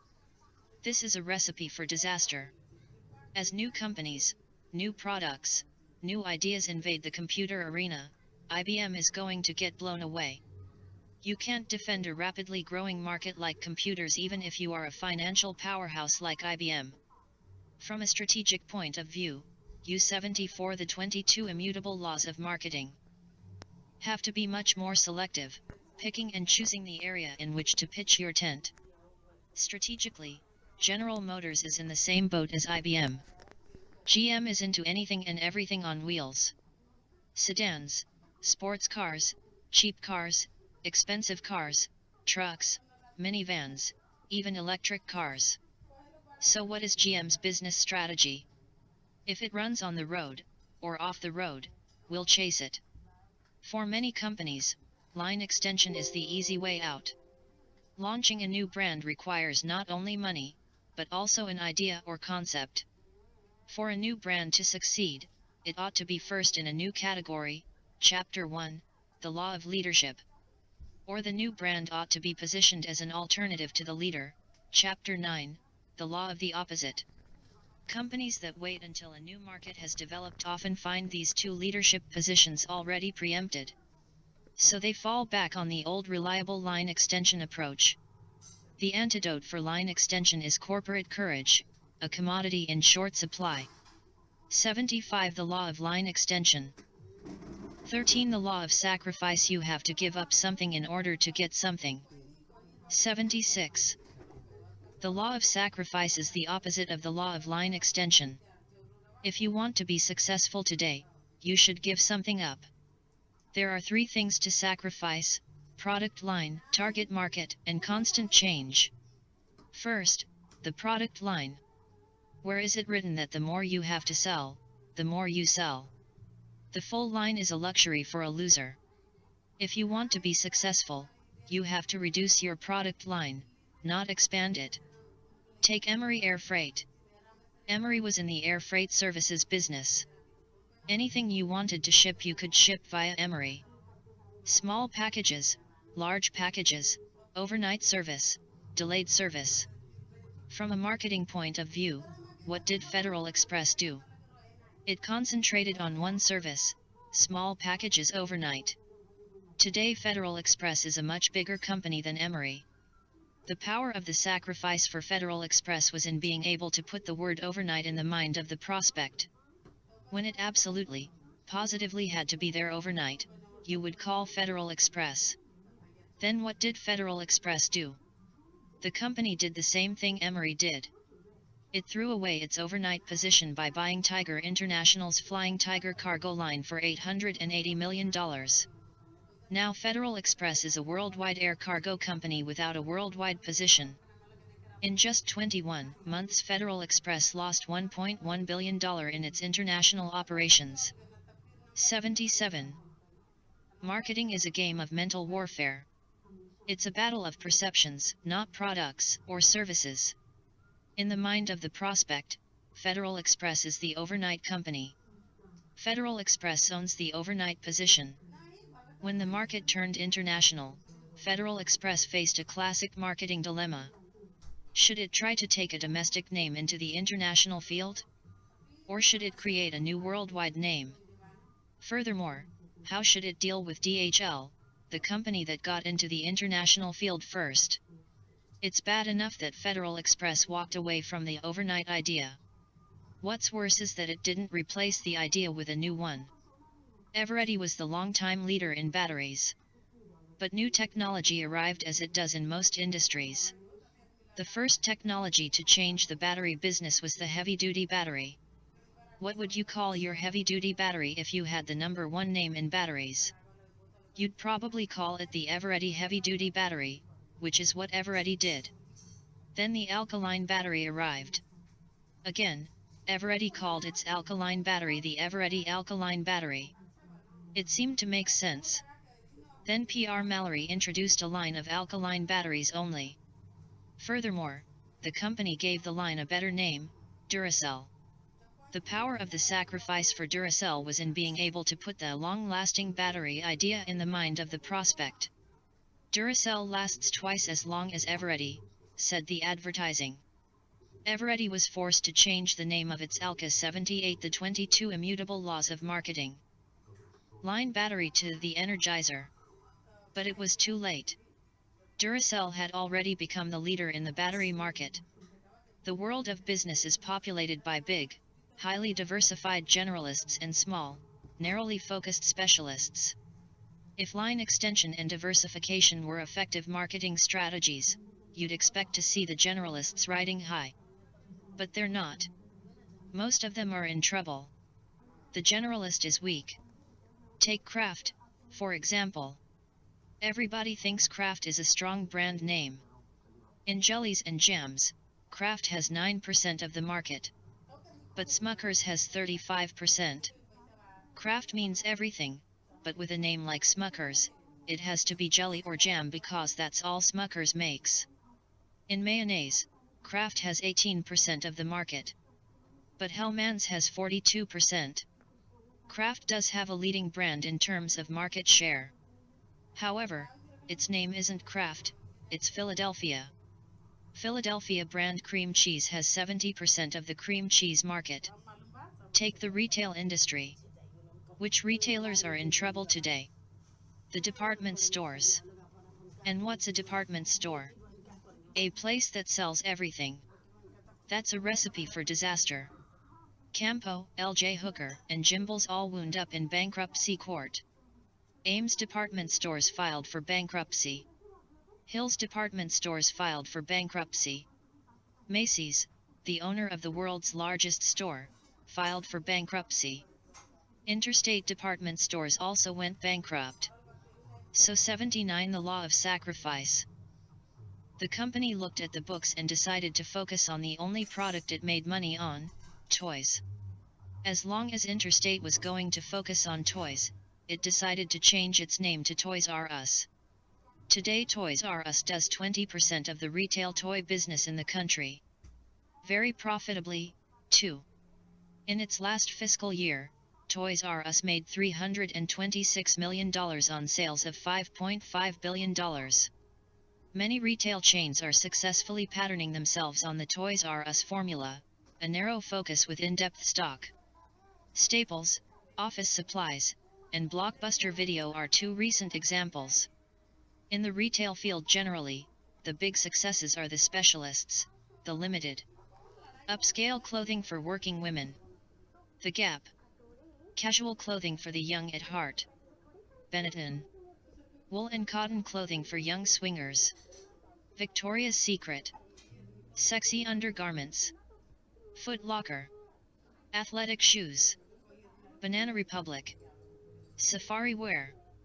When a clothing chain with a name like Banana Republic can be successful, you know we live in the age of the specialist. Let's discuss the second sacrifice, target market. Where is it written that you have to appeal to everybody? Take the cola field. Coca-Cola got into the prospect's mind first and built a powerful position. In 80, the 22 Immutable Laws of Marketing. The late 50s, for example, Coke outsold Pepsi more than 5-1. What could Pepsi-Cola do to go against Coke's powerful position? In the early 60s, Pepsi-Cola finally developed a strategy based on the concept of sacrifice. The company sacrificed everything except the teenage market. Then it brilliantly exploited this market by hiring its icons, Michael Jackson, Lionel Richie, Don Johnson. Within one generation, Pepsi closed the gap. Today it is only 10% behind Coca-Cola in total US cola sales. In the supermarket, Pepsi Cola actually outsells Coca-Cola. In spite of Pepsi Cola's success, however, the pressure for enlarging the tent is always present. Recently it succumbed to temptation. According to Advertising Age, Pepsi Cola Co. has outgrown the Pepsi generation. In a major marketing shift, flagship Pepsi will be pitched as the soft drink for the masses. Gotta have it is Pepsi's new theme. The advertising shows older people like Yogi Berra and Regis Philbin drinking Pepsi.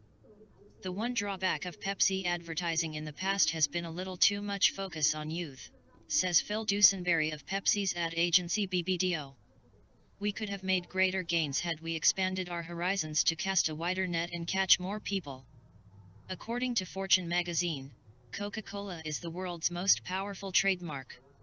When an also-ran like Pepsi-Cola develops a narrowly focused strategy that puts it within an eyelash of the leader, why would it change its powerful strategy?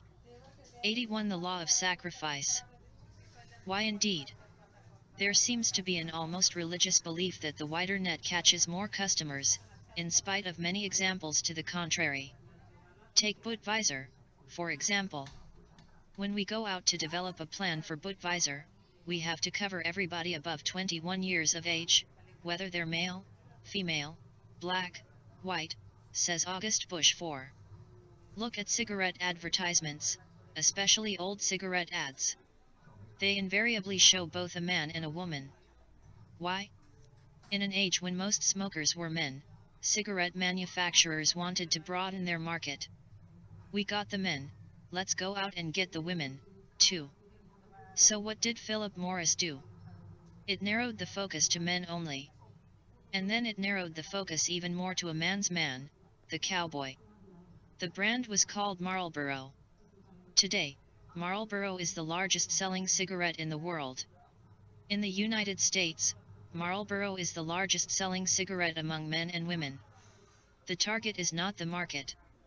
That is, the apparent target of your marketing is not the same as the people who will actually buy your product. Even though Pepsi-Cola's target was the teenager, the market was everybody. The 50-year-old guy who wants to think he's 29 will drink the Pepsi. The target of Marlboro advertising is the cowboy, but the market is everybody. Do you know how many cowboys are left in America? Very few. They've all been smoking Marlboros. Finally, the third sacrifice, constant change. Where 82 the 22 immutable laws of marketing. Is it written that you have to change your strategy every year at budget review time? If you try to follow the twists and turns of the market, you are bound to wind up off the road. The best way to maintain a consistent position is not to change it in the first place. People Express had a brilliant narrow position to start with. It was the no-frills airline that flew to no-frills cities at no-frills prices. People used to get on a People Express plane and say, "Where are we going?" They didn't care, as long as it was cheap enough. What did People Express do after it became successful? It tried to be all things to all people. It invested in new equipment, like 747s. It started to fly the heavily traveled routes to places like Chicago and Denver, not to mention Europe. It bought Frontier Airlines. It added frills, like first-class sections. People Express promptly lost altitude and only escaped bankruptcy court by selling itself to Texas Air, which did it for them. White Castle, on the other hand, has never changed its position. A White Castle today not only looks the same as a White Castle did 60 years ago, it also sells the same frozen sliders at unbelievably low prices. Would you believe the average White Castle does more than $1 million a year in revenues? That's more than Burger King and not too far behind McDonald's.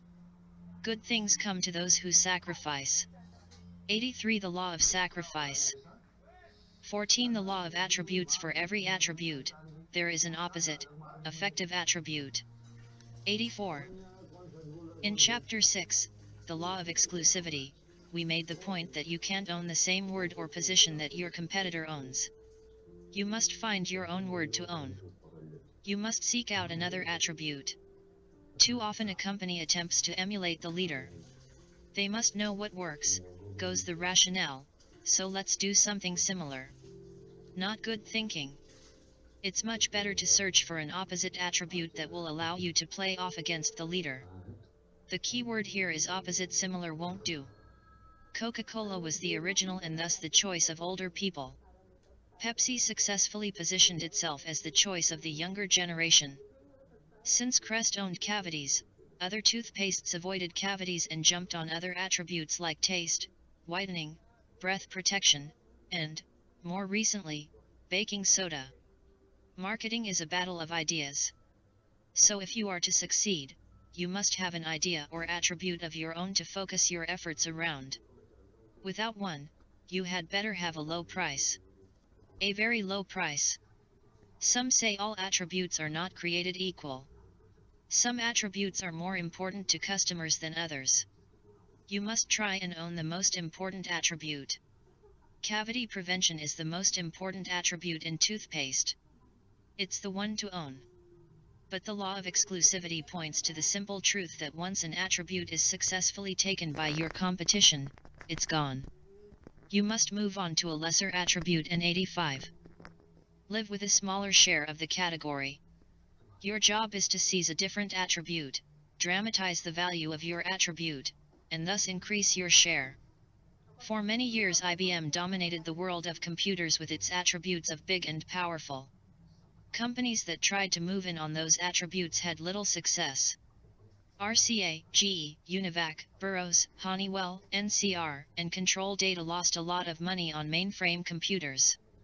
Then an upstart from Boston went for the attribute of small and the mini computer was born.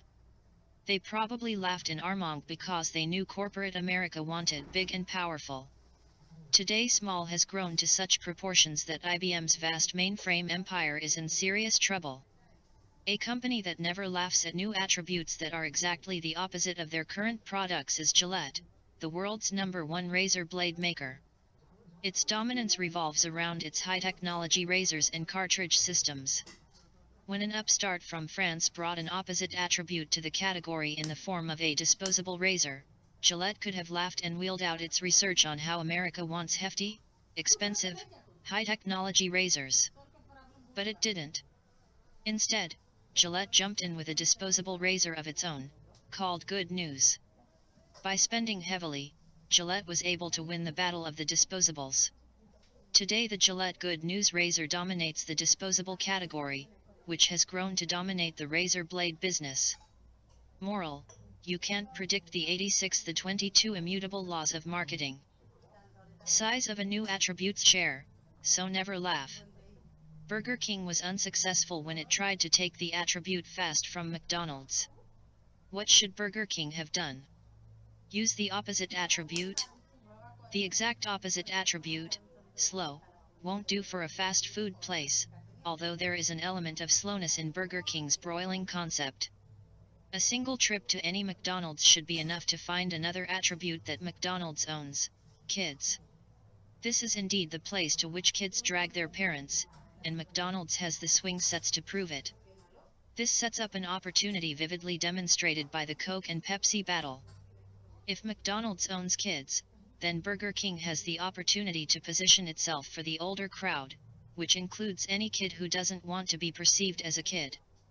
That generally works out to be everyone over the age of 10, not a bad market. To make the concept work, Burger King would have to invoke the law of sacrifice and give all the little kids to McDonald's. While this might mean getting rid of a few swing sets, it also allows Burger King to hang Kittyland on McDonald's. Chapter 9, The Law of the Opposite. To drive the concept into prospects' minds, Burger King would need a term. It could be grow up. Grow up to the flame-broiled taste of Burger King. The new concept for Burger King would strike fear and terror in the boardroom at McDonald's, always a good sign of an effective program. 87. The Law of Attributes. 15. The Law of Candor. When you admit a negative, the prospect will give you a positive. 88. It goes against corporate and human nature to admit a problem. For years, the power of positive thinking has been drummed into us. Think Positive has been the subject of endless books and articles. So it may come as a surprise to you that one of the most effective ways to get into a prospect's mind is to first admit a negative and then twist it into a positive. Avis is only number 2 in rent-a-cars. With a name like Smuckers, it has to be good. The 1970 VW will stay ugly longer. Joy. The most expensive perfume in the world. What's going on here? Why does a dose of honesty work so well in the marketing process? First and foremost, candor is very disarming. Every negative statement you make about yourself is instantly accepted as truth. Positive statements, on the other hand, are looked at as dubious at best. Especially in an advertisement. You have to prove a positive statement to the prospect's satisfaction. No proof is needed for a negative statement. The 1970 VW will stay ugly longer. A car that ugly must be reliable, thinks the prospect. Joy. The most expensive perfume in the world. If people are willing to pay $375 an ounce, it must be a sensational perfume. With a name like Smuckers, it has to be good. Most companies, especially family companies, would never make fun of their own name. Yet the Smucker family did, which is one reason why Smuckers is the 89. Number 1 brand of jams and jellies. If your name is bad, you have two choices: change the name or make fun of it. The one thing you can't do is to ignore a bad name. Which is one reason why you won't find beer brands like Gablingers, Grolsch, and Grezetiec in your supermarket today. Avis is only number 2 in rent-a-cars. So why go with them? They must try harder. Everybody knew that Avis was second in rent-a-cars. So why go with the obvious? Marketing is often a search for the obvious. Since you can't change a mind once it's made up, your marketing efforts have to be devoted to using ideas and concepts already installed in the brain. You have to use your marketing programs to rub it in. No program did this as brilliantly as the Avis number 2 program. Positive thinking has been highly overrated. The explosive growth of communications in our society has made people defensive and cautious about companies trying to sell them anything. Admitting a problem is something that very few companies do. When a company starts a message by admitting a problem, people tend to, almost instinctively, open their minds. Think about the times that someone came to you with a problem and how quickly you got involved and wanted to help. Now think about people starting off a conversation about some wonderful things they are doing. You probably were a lot less interested. Now with that mind open, you're in a position to drive in the positive, which is your selling idea. Some years ago, Scope entered the mouthwash market with a 90-22 immutable laws of marketing. Good tasting mouthwash, thus exploiting Listerine's truly terrible taste. What should Listerine do? It certainly couldn't tell people that Listerine's taste wasn't all that bad. That would raise a red flag that would reinforce a negative perception. Things could get worse. Instead, Listerine brilliantly invoked the law of candor, the taste you hate twice a day. Not only did the company admit the product tasted bad, it admitted that people actually hated it. Now that's honesty. This set up the selling idea that Listerine kills a lot of germs. The prospect figured that anything that tastes like disinfectant must indeed be a germ killer. A crisis passed with the help of a heavy dose of candor. As another example, General Foods admitted that grape nuts cereal was a learned pleasure and advised consumers to try it for a week. Sales went up 23%. One final note: the law of candor must be used carefully and with great skill. First, your negative must be widely perceived as a negative. It has to trigger an instant agreement with your prospect's mind. If the negative doesn't register quickly, your prospect will be confused and will wonder, what's this all about? Next, you have to shift quickly to the positive. The purpose of candor isn't to apologize. The purpose of candor is to set up a benefit that will convince your prospect. This law only proves the old maxim: honesty is the best policy. 91. The law of candor. 16. The law of singularity. In each situation, only one move will produce substantial results. 92. Many marketing people see success as the sum total of a lot of small efforts beautifully executed. They think they can pick and choose from a number of different strategies and still be successful as long as they put enough effort into the program. If they work for the leader in the category, they fritter away their resources on a number of different programs. They seem to think that the best way to grow is the puppy approach, get into everything. If they're not with the leader, they often end up trying to do the same as the leader, but a little better. It's like Saddam Hussein saying that all we have to do is fight a little harder and everything will work out. Trying harder is not the secret of marketing success. Whether you try hard or try easy, the differences are marginal. Furthermore, the bigger the company, the more the law of averages wipes out any real advantage of a trying harder approach. History teaches that the only thing that works in marketing is the single, bold stroke. Furthermore, in any given situation there is only one move that will produce substantial results. Successful generals study the battleground and look for that one bold stroke that is least expected by the enemy. Finding one is difficult. Finding more than one is usually impossible. Military strategist and author B.H. Liddell Hart calls this bold stroke the line of least expectation. The Allied invasion came at Normandy, a place whose tide and rocky shore the Germans felt would be an unlikely choice for a landing of any scale. 93. So it is in marketing. Most often there is only one place where a competitor is vulnerable. And that place should be the focus of the entire invading force. The automobile industry is an interesting case in point. For years, the leader's main strength was in the middle of the line. With brands like Chevrolet, Pontiac, Oldsmobile, Buick, and Cadillac, General Motors easily beat back frontal assaults by Ford, Chrysler, and American Motors. The Edsel fiasco is a typical example. GM's dominance became legendary. What works in marketing is the same as what works in the military, the unexpected. Hannibal came over the Alps, a route deemed impossible to scale. Hitler came around the Maginot Line and sent his panzer divisions through the Ardennes, terrain the French generals thought impossible to traverse with tanks.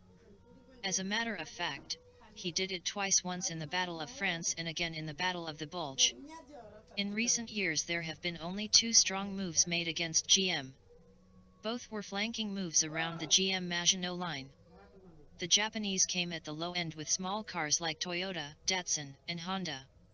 The Germans came at the high end with super premium cars like Mercedes and BMW.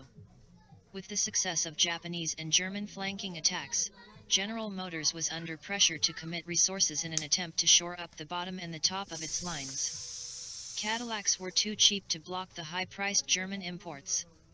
In an effort to save money and maintain profits, 94. The 22 Immutable Laws of Marketing.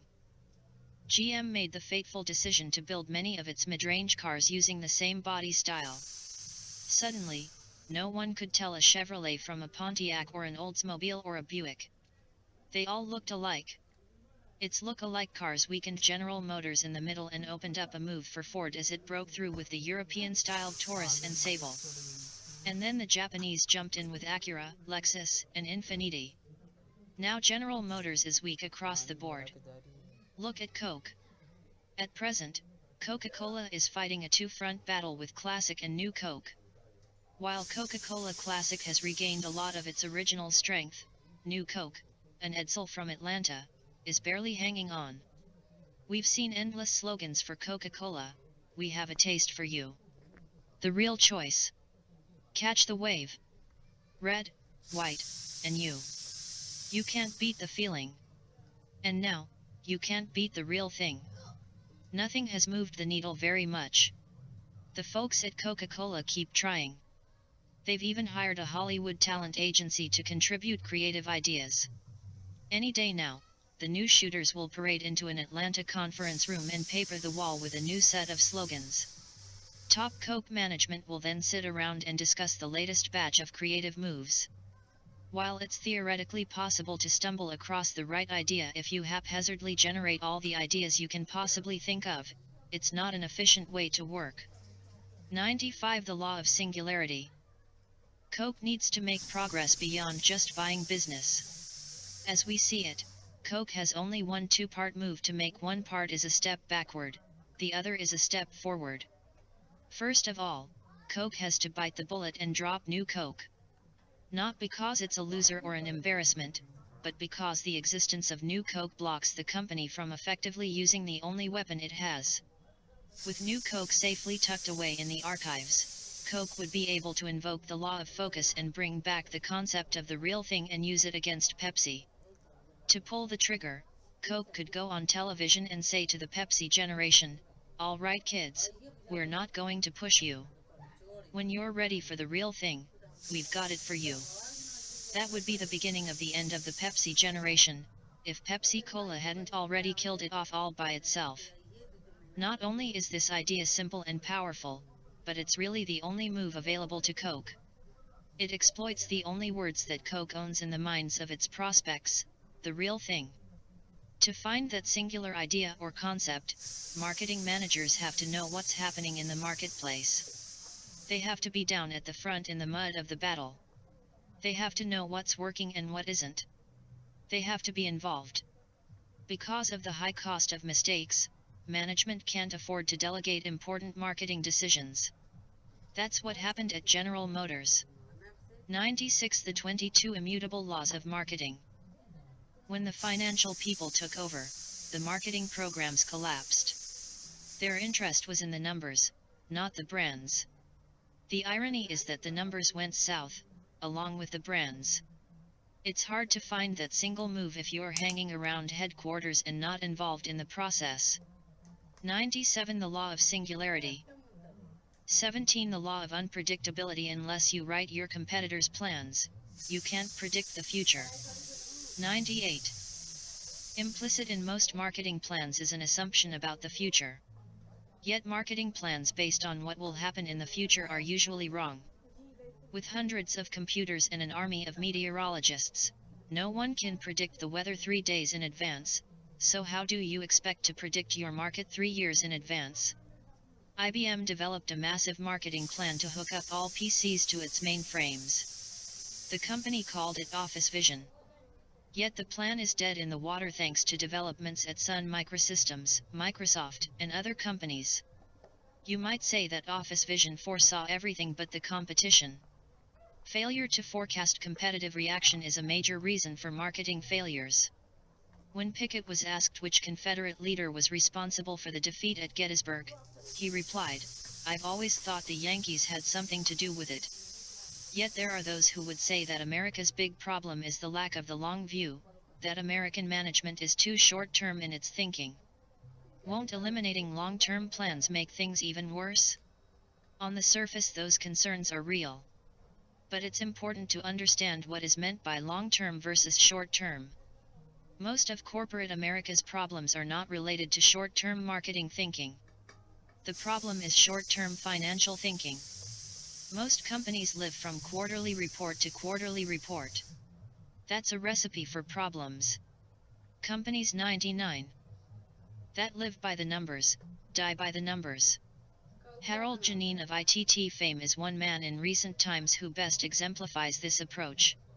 He would wheel and deal and beat up his managers for ever-increasing earnings. Janine's efforts resulted in a house of cards that eventually fell apart. Today ITT is a shell of what it once was. Good accounting, bad marketing. General Motors was doing fine until the financial folks took over and put the focus on the numbers instead of the brands. They allowed Alfred P. Sloan's plan of differentiated brands to fall apart. Every division head, in order to make their short-term numbers, started to chase the middle of the market. Good short-term planning is coming up with that angle or word that differentiates your product or company. Then you set up a coherent long-term marketing direction that builds a program to maximize that idea or angle. It's not a long-term plan, it's a long-term direction. Tom Monahan's short-term angle at Domino's Pizza was to come up with that home delivery idea and build a system that delivered pizzas quickly and efficiently. His long-term direction was to build the first nationwide home delivery chain as rapidly as possible. Monahan couldn't own the words home delivery until he had enough franchisees to afford national advertising. He accomplished both objectives, and today Domino's is a $2.65 billion company with a 4% share of the home delivery business. 100. The 22 Immutable Laws of Marketing. Monahan did it all without a complex, 10-year plan. So what can you do? How can you best cope with unpredictability? While you can't predict the future, you can get a handle on trends, which is a way to take advantage of change. One example of a trend is America's growing orientation toward good health. This trend has opened the door for a number of new products, especially healthier foods. The recent runaway success of Healthy Choice frozen entrees is a clear example of a product that took advantage of this long-term trend. Conagra introduced Healthy Choice in March 1989. Years earlier, however, there were plenty of low-sodium, low-fat, light brands on the market. But these healthy ideas were buried under line extension names. Conagra was the first to use a simple name and concept to take advantage of a trend that has been going on for years. Unfortunately, Conagra is well on its way to confusing things with a wide array of Healthy Choice line extensions that go way beyond entrees. It is violating the law of sacrifice. The danger in working with trends is extrapolation. Many companies jump to conclusions about how far a trend will go. If you believed the prognosticators of a few years ago, everyone today is eating broiled fish or mesquite barbecued chicken. Hamburger sales are doing just fine, thank you. Equally as bad as extrapolating a trend is the common practice of assuming the future will be a replay of the present. When you assume that nothing will change, 101. The law of unpredictability. You are predicting the future just as surely as when you assume that something will change. Remember Peter's law, the unexpected always happens. While tracking trends can be a useful tool in dealing with the unpredictable future, market research can be more of a problem than a help. Research does best at measuring the past. New ideas and concepts are almost impossible to measure. No one has a frame of reference. People don't know what they will do until they face an actual decision. The classic example is the research conducted before Xerox introduced the plain paper copier. What came back was the conclusion that no one would pay 5 cents for a plain paper copy when they could get a Thermofax copy for 1.50 cents. Xerox ignored the research, and the rest is history. One way to cope with an unpredictable world is to build an enormous amount of flexibility into your organization. As change comes sweeping through your category, you have to be willing to change and change quickly if you are to survive in the long term. Yesterday, General Motors was slow to react to the small car trend. It has cost the company dearly. Today, IBM is slow to acknowledge the trend away from mainframes. It could cost the company dearly. At present, the workstation is a real threat to both mainframes and mini-computers. It offers enormous power at very low cost. If IBM is going to protect its computer leadership, the company must become a serious player in a category dominated by Sun Microsystems and Hewlett-Packard. 102. The 22 Immutable Laws of Marketing. A natural move would be to introduce a new generic. IBM's best opportunity might be to name its new line of high-powered workstations PMS, just as it did with its very successful PCs. PM could stand for Personal Mainframe. These two generic words dramatically capture the speed and power of these new desktop machines. They are also words that IBM owns in the mind. The combination would be very powerful. The only problem with a concept like this probably lies inside IBM itself. The term personal mainframe would strike terror in IBM's mainframe division as well as in its personal computer division. We suggest that the phones would ring and the case would quickly be made that a personal mainframe would undermine these two important sources of income. It's probably true that a personal mainframe product would undermine IBM's two other main sources of revenue, but a company must be flexible enough to attack itself with a new idea. Change isn't easy, but it's the only way to cope with an unpredictable future. One final note that's worth mentioning: there's a difference between predicting the future and taking a chance on the future. Orville Redenbacher's gourmet popping corn took a chance that people would pay twice as much for a high-end popcorn. Not a bad risk in today's affluent society. No one can predict the future with any degree of certainty. Nor should marketing plans try to. 103 The Law of Unpredictability. 18 The Law of Success. Success often leads to arrogance and arrogance to failure. 104. Ego is the enemy of successful marketing.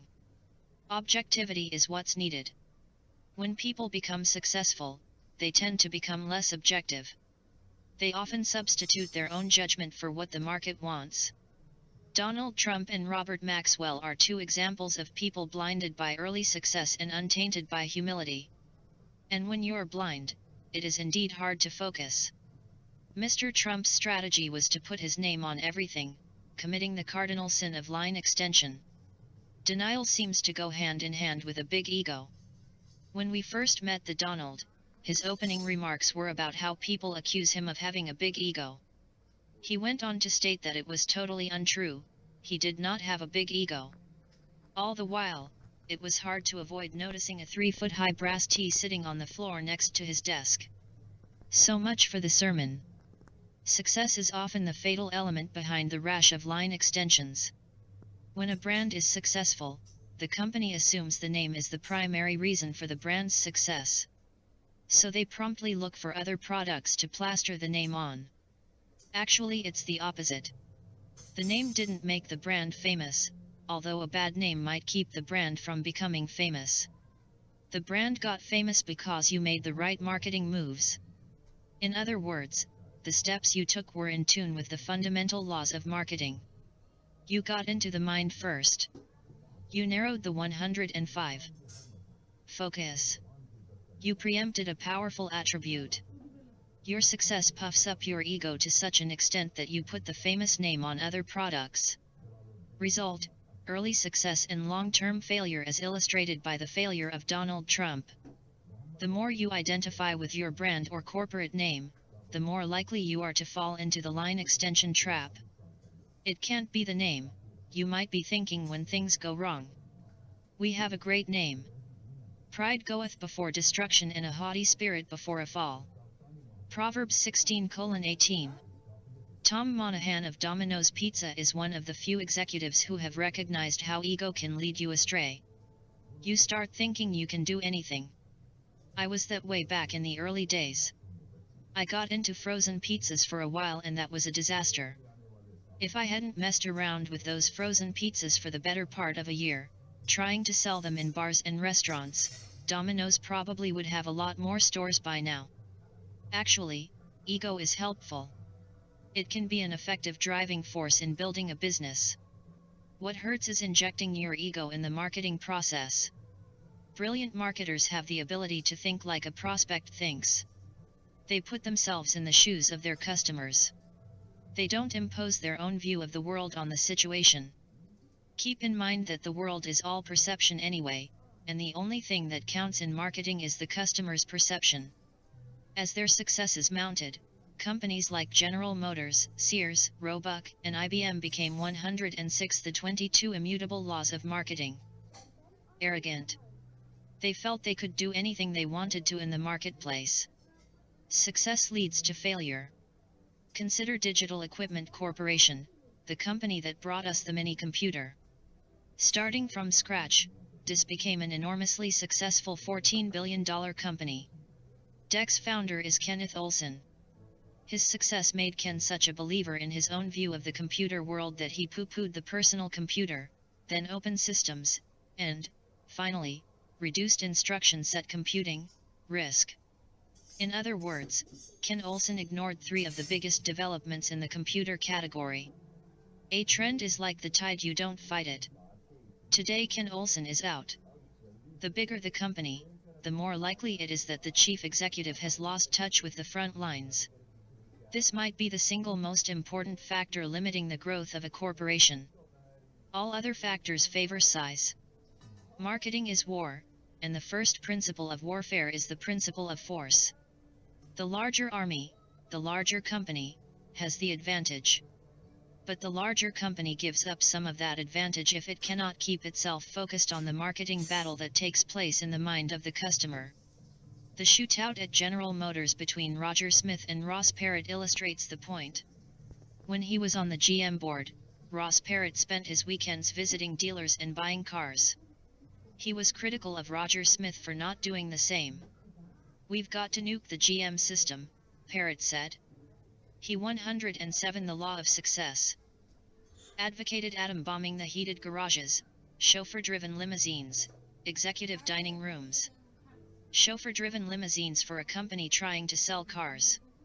If you're a busy CEO, how do you gather objective information on what is really happening?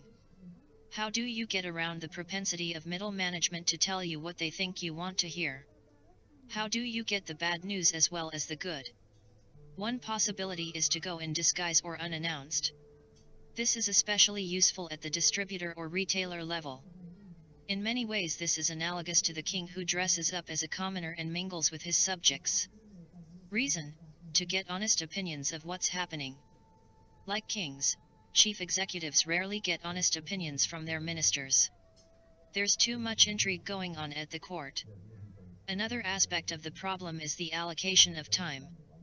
Quite often the CEO's time is taken up with too many United Way meetings, too many industry activities, too many outside board meetings, too many testimonial dinners.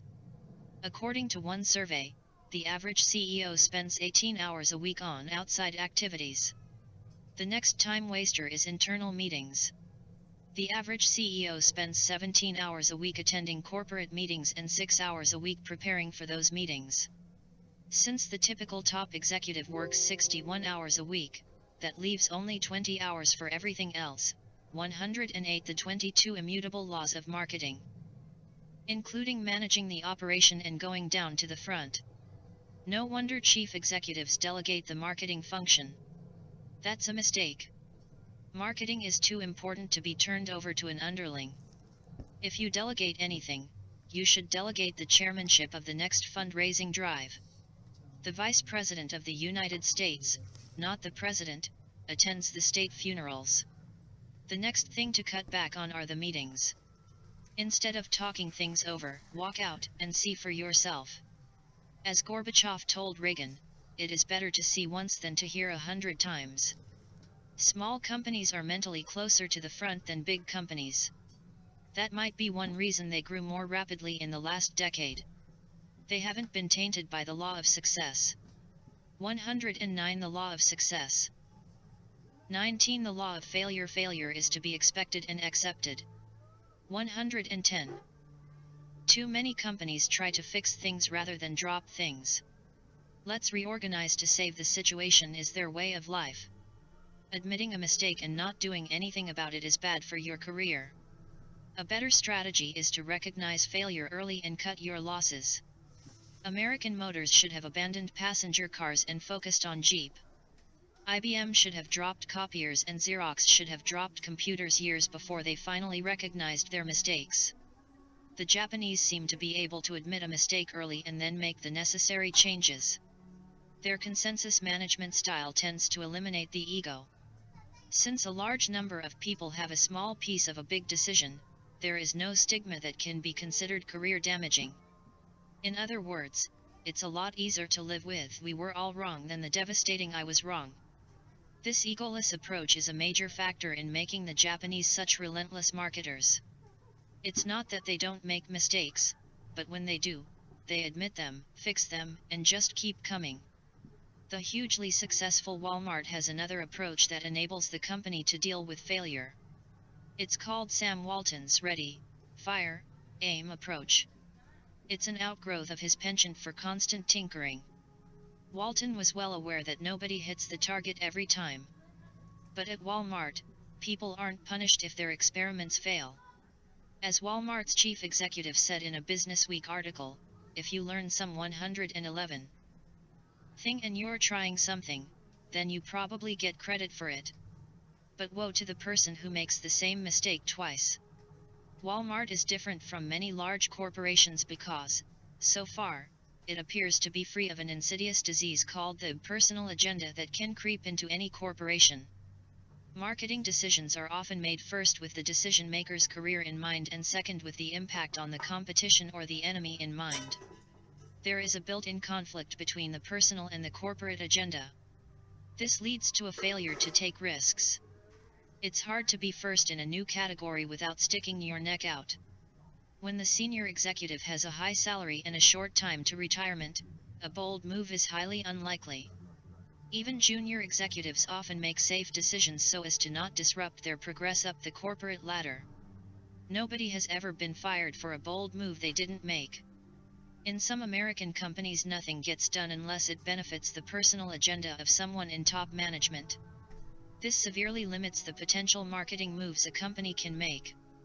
An idea gets rejected not because it isn't fundamentally sound but because no one in top management will personally benefit from its success.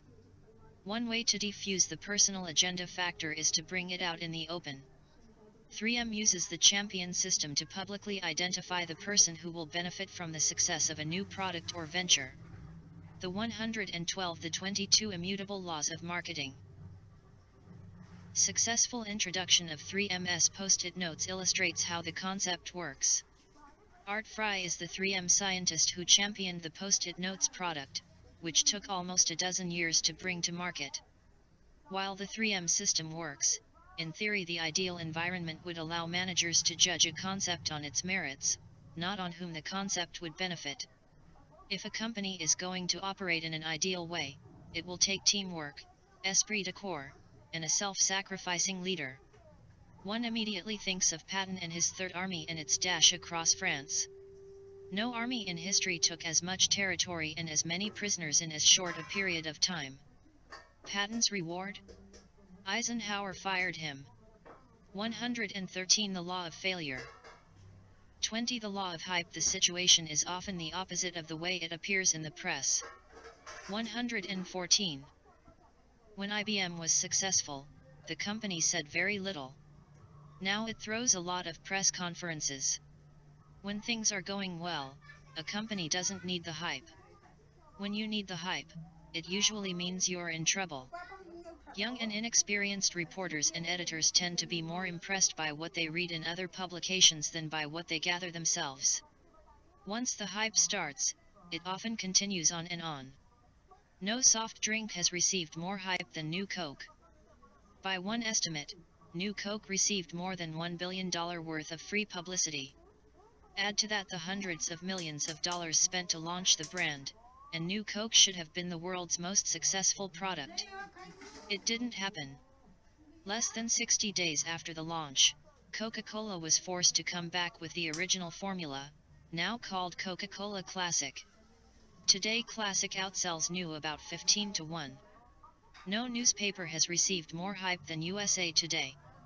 At its launch in 1982 were the President of the United States, the Speaker of the House of Representatives, and the Majority Leader of the U.S. Senate. The residue of this initial hype is still so great that most people cannot believe USA Today is a loser. No computer has received more hype than the next computer. Demand for press conference credentials was so great that Steve Jobs had to print tickets in advance, even though the auditorium 115 could hold several thousand people. All the seats were filled.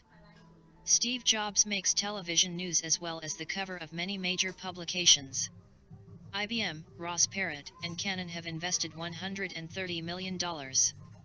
Will Next be a winner? Of course not. Where is the opening? Next is the first in a new category of what? History is filled with marketing failures that were successful in the press.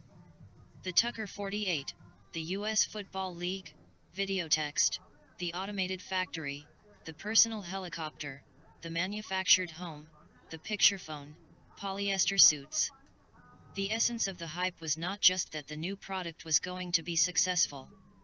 The essence of the hype was that existing products would now be obsolete. Polyester was going to make wool obsolete. Videotext was going to make newspapers obsolete. The Personal Helicopter was going to make the roads and highways obsolete. The Tucker 48 with its Cyclops eye headlight would revolutionize the way Detroit makes automobiles. Only 51 were ever built. In the heavily touted Office of the Future, everything was going to be integrated into one ball of computer wax. The last time we looked, there were separate typewriters, now called personal computers, separate laser printers, separate fax machines, separate copy machines, separate postal meters. The Office of the Future is aptly named a concept that will remain forever in the future. These predictions violate the law of unpredictability. No one can predict the future, not even a sophisticated 116 the 22 immutable laws of marketing. Reporter for the Wall Street Journal. The only revolutions you can predict are the ones that have already started. Did anyone predict the overthrow of communism and the Soviet Union? Not really. It was only after the process had started that the press jumped on the crumbling communist empire story. Contrast the first Tucker with the first Toyota that hit the shores of California. Did the Los Angeles Times do a story on how Japanese imports were going to shake up the auto industry? Not at all. The only stories that made the news were about the little cars from Japan that fell apart because they weren't up to the rigors of American roads. Toyota, of course, went on to become a big winner after changing the cars and changing the car's name to Toyota. When MCI got started by launching a microwave service between Chicago and St. Louis, did the press say, "Watch out, AT&T, here comes the competition"? No, they pretty much ignored little MCI. When Sun Microsystems shipped its first workstation, did the press note the significance of the event, that someday workstations would rattle the cages at IBM and DIS? No, the press ignored Sunday. Forget the front page. If you're looking for clues to the future, look in the back of the paper for those innocuous little stories. Neither the personal computer nor the facsimile machine took off like a rocket. The personal computer was introduced in 1974. It took 6 years for IBM to strike back with the PC. Even the PC didn't 117 the law of hype. Boom until a year and a half later, when Lotus 1-23 hit the market. Capturing the imagination of the public is not the same as revolutionizing a market. Take the picture phone, now called the video phone. Ever since its introduction at the 1964 New York World's Fair, the picture phone has been in the news, usually on the front page. The latest example is a front-page story in the Wall Street Journal. The video phone era may finally be near, bringing big changes. This is the third try for AT&T. In the 70s, it failed with the picture phone at $100 a month. In the 80s, it failed with a picture phone meeting service at $2,300 an hour. In the 90s, AT&T is hustling $1,500 video phones. It's easy to see why the video phone hasn't made much progress. Who wants to get dressed up to make a phone call? What isn't so easy to see is why the video phone gets so much hype. There's a clue in the subhead of the journal article, an alternative to travel. Look out, American Airlines, United, and Delta, your days are numbered. The hype really isn't about the video phone at all. It's about the coming revolution in the travel industry. Over the years, the greatest hype has been for those developments that promise to single-handedly change an entire industry, preferably one that's vital to the American economy. Remember the helicopter hype after World War II? Every garage would house a helicopter, making roads, bridges, and the entire automo 118 the 22 immutable laws of marketing. Bile industry obsolete overnight. Did Donald Trump get a helicopter? Did you get yours? Donald actually did get his, but he had to give it back to the bank. Then there was the manufactured home hype. It was reported that the single most expensive product a family ever buys could be made on the assembly line, revolutionizing the construction industry. From time to time, no-frills food makes the headlines. It is reported that this development will revolutionize the packaged goods industry. Brands are out. People will read the labels and buy products on their merits rather than on the size of the brand's advertising budget. It's all hype.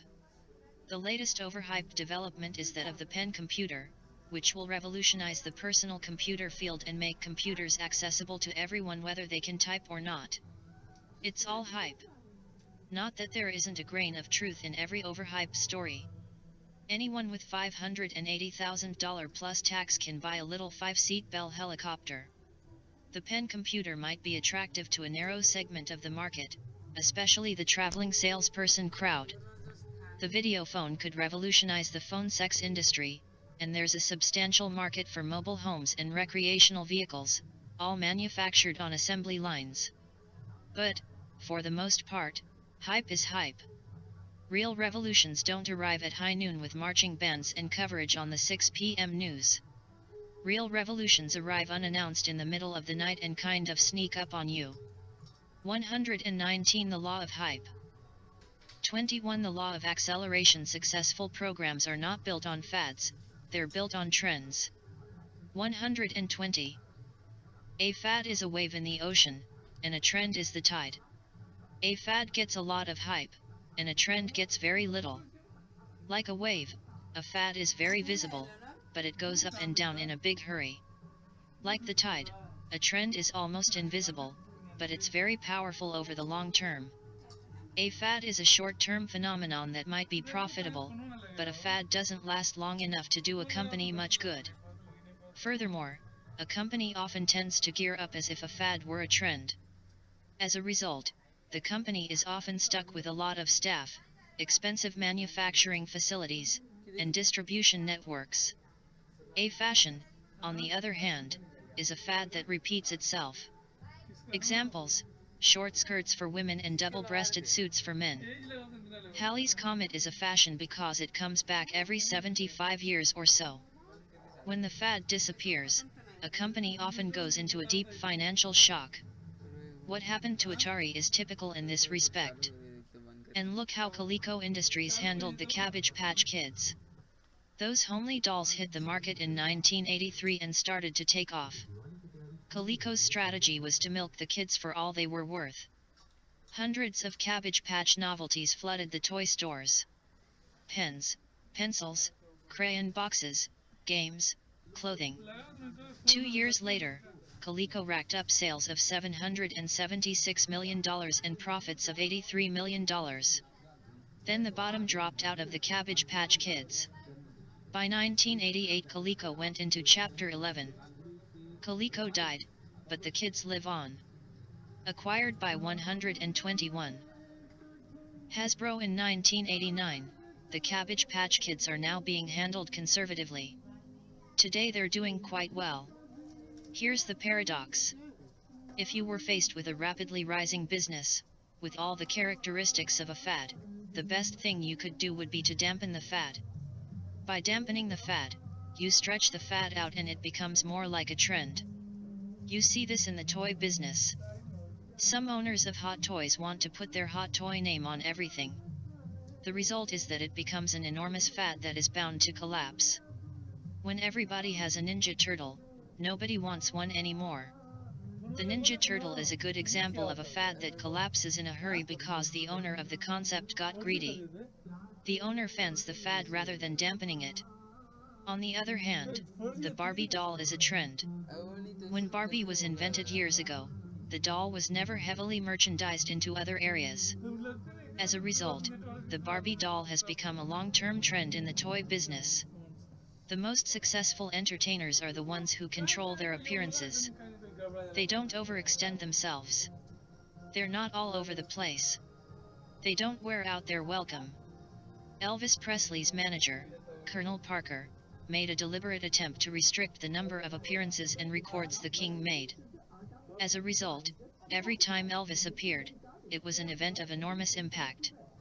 Elvis himself contributed to this strategy by 122 the 22 immutable laws of marketing. Overdosing early and severely dampening his future appearances. Likewise Marilyn Monroe and James Dean. Forget fads. And when they appear, try to dampen them.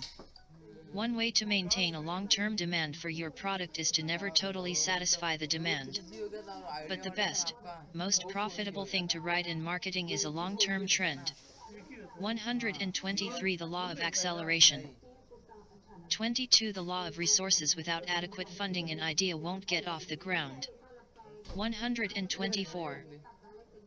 If you have a good idea and you've picked up this book with the thought in mind that all you need is a little marketing help, this chapter will throw cold water on that thought. Even the best idea in the world won't go very far without the money to get it off the ground. Inventors, entrepreneurs, and assorted idea generators seem to think that all their good ideas need is professional marketing help. Nothing could be further from the truth. Marketing is a game fought in the mind of the prospect. You need money to get into a mind. And you need money to stay in the mind once you get there. You'll get further with a mediocre idea and $1 million than with a great idea alone. Some entrepreneurs see advertising as the solution to the problem of getting into prospects' minds. Advertising is expensive. It cost $9,000 a minute to fight World War II. It cost $22,000 a minute to fight the Vietnam War. A 1-minute commercial on the NFL Super Bowl will cost you $1.5 million. Steve Jobs and Steve Wozniak had a great idea. But it was Mike Markula's $91,000 that put Apple Computer on the map. For his money, Mark Kula got 1/3 of Apple. He should have held out for half. Ideas without money are worthless. Well, not quite. But you have to use your idea to find the money, not the marketing help. The marketing can come later. Some entrepreneurs see publicity as a cheap way 125 of getting into prospects' minds. Free advertising is how they see it. Publicity isn't free. Rule of thumb, 5-10 to 20. A small public relations agency will want $5,000 a month to promote your product, a medium-sized agency, $10,000 a month, and a big-time agency, $20,000 a month. Some entrepreneurs see venture capitalists as the solution to their money problems. But only a tiny percentage succeed in finding the funding they need this way. Some entrepreneurs see corporate America as ready, willing, and financially able to get their offspring off the ground. Good luck, you'll need it. Very few outside ideas are ever accepted by large companies. Your only real hope is finding a smaller company and persuading it of the merits of your idea. Remember, an idea without money is worthless. Be prepared to give away a lot for the funding. In marketing, the rich often get richer because they have the resources to drive their ideas into the mind. Their problem is separating the good ideas from the bad ones, and avoiding spending money on too many products and too many programs. Chapter 5, The Law of Focus. Competition is fierce. The giant corporations put a lot of money behind their brands. Procter & Gamble and Philip Morris each spend more than $2 billion a year on advertising. General Motors spends $1.5 billion a year. Life can be unfair for the smaller marketer facing larger competitors. Consider A&M Pet Products, a 126th the 22 Immutable Laws of Marketing. Small company in Houston, Texas. A&M invented clumping cat litter, one of the most important breakthroughs in the category. The concept is simple.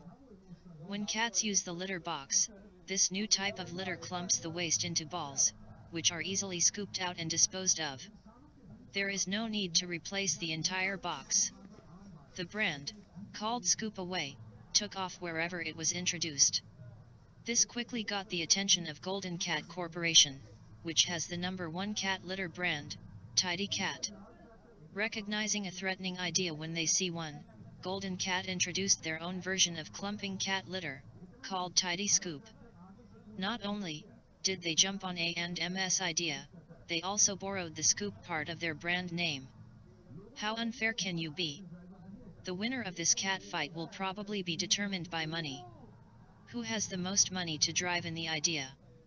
Unlike a consumer product, a technical or business product has to raise less marketing money because the prospect list is shorter and media is less expensive. But there is still a need for adequate funding for a technical product to pay for brochures, sales presentations, and trade shows as well as advertising. Here is the bottom line. First get the idea, then go get the money to exploit it. Here are some shortcuts you could take. You can marry the money. Georgette Mosbacher married Commerce Secretary Robert Mosbacher. 127 The Law of Resources. In 1985.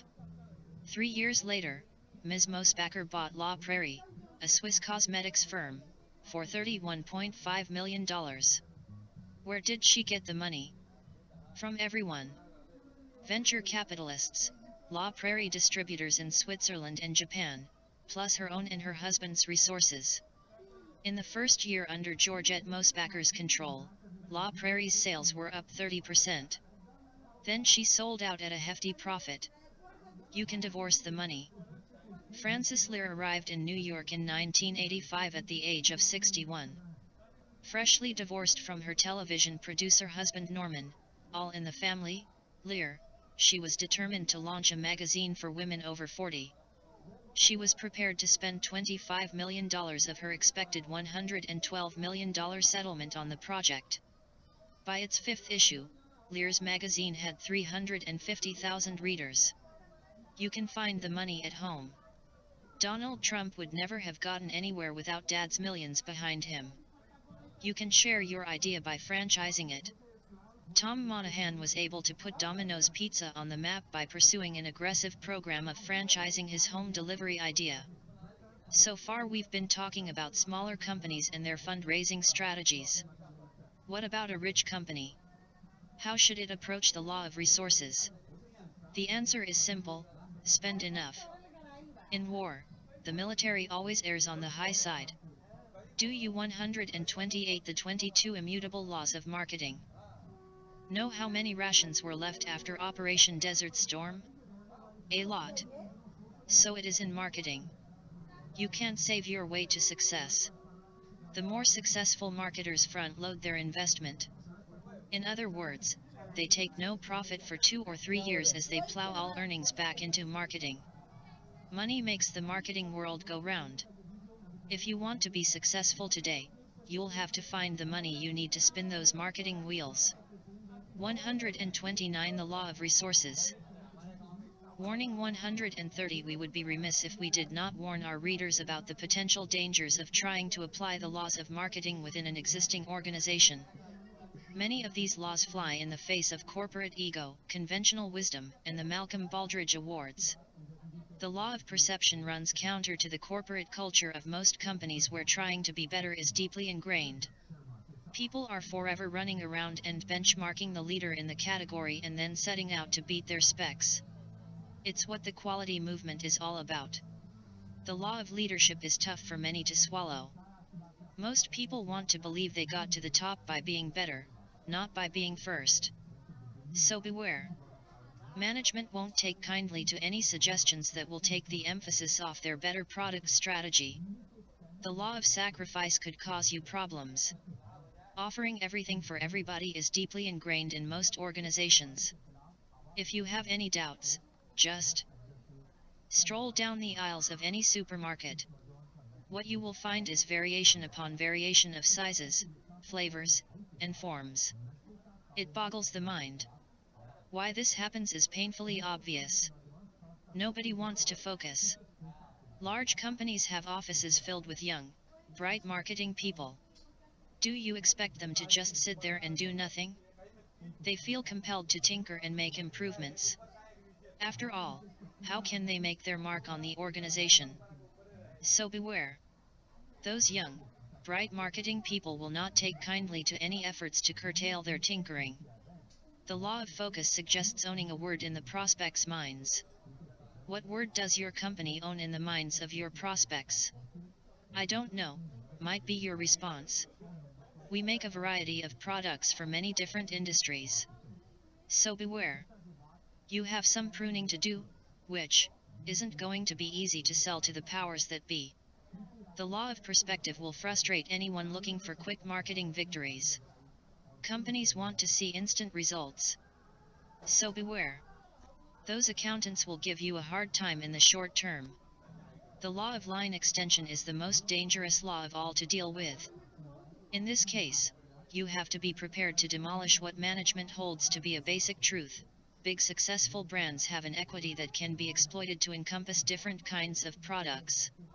Line extension makes eminent sense in the Board 131 warning room. You won't find one director in a dozen who would be willing to challenge management on this critical issue. So beware. Management will not take kindly to any efforts to curtail their equity expansions. You may just have to wait them out. Management is mutable, but the laws of marketing are not. Thus are you duly warned. If you violate the immutable laws, you run the risk of failure.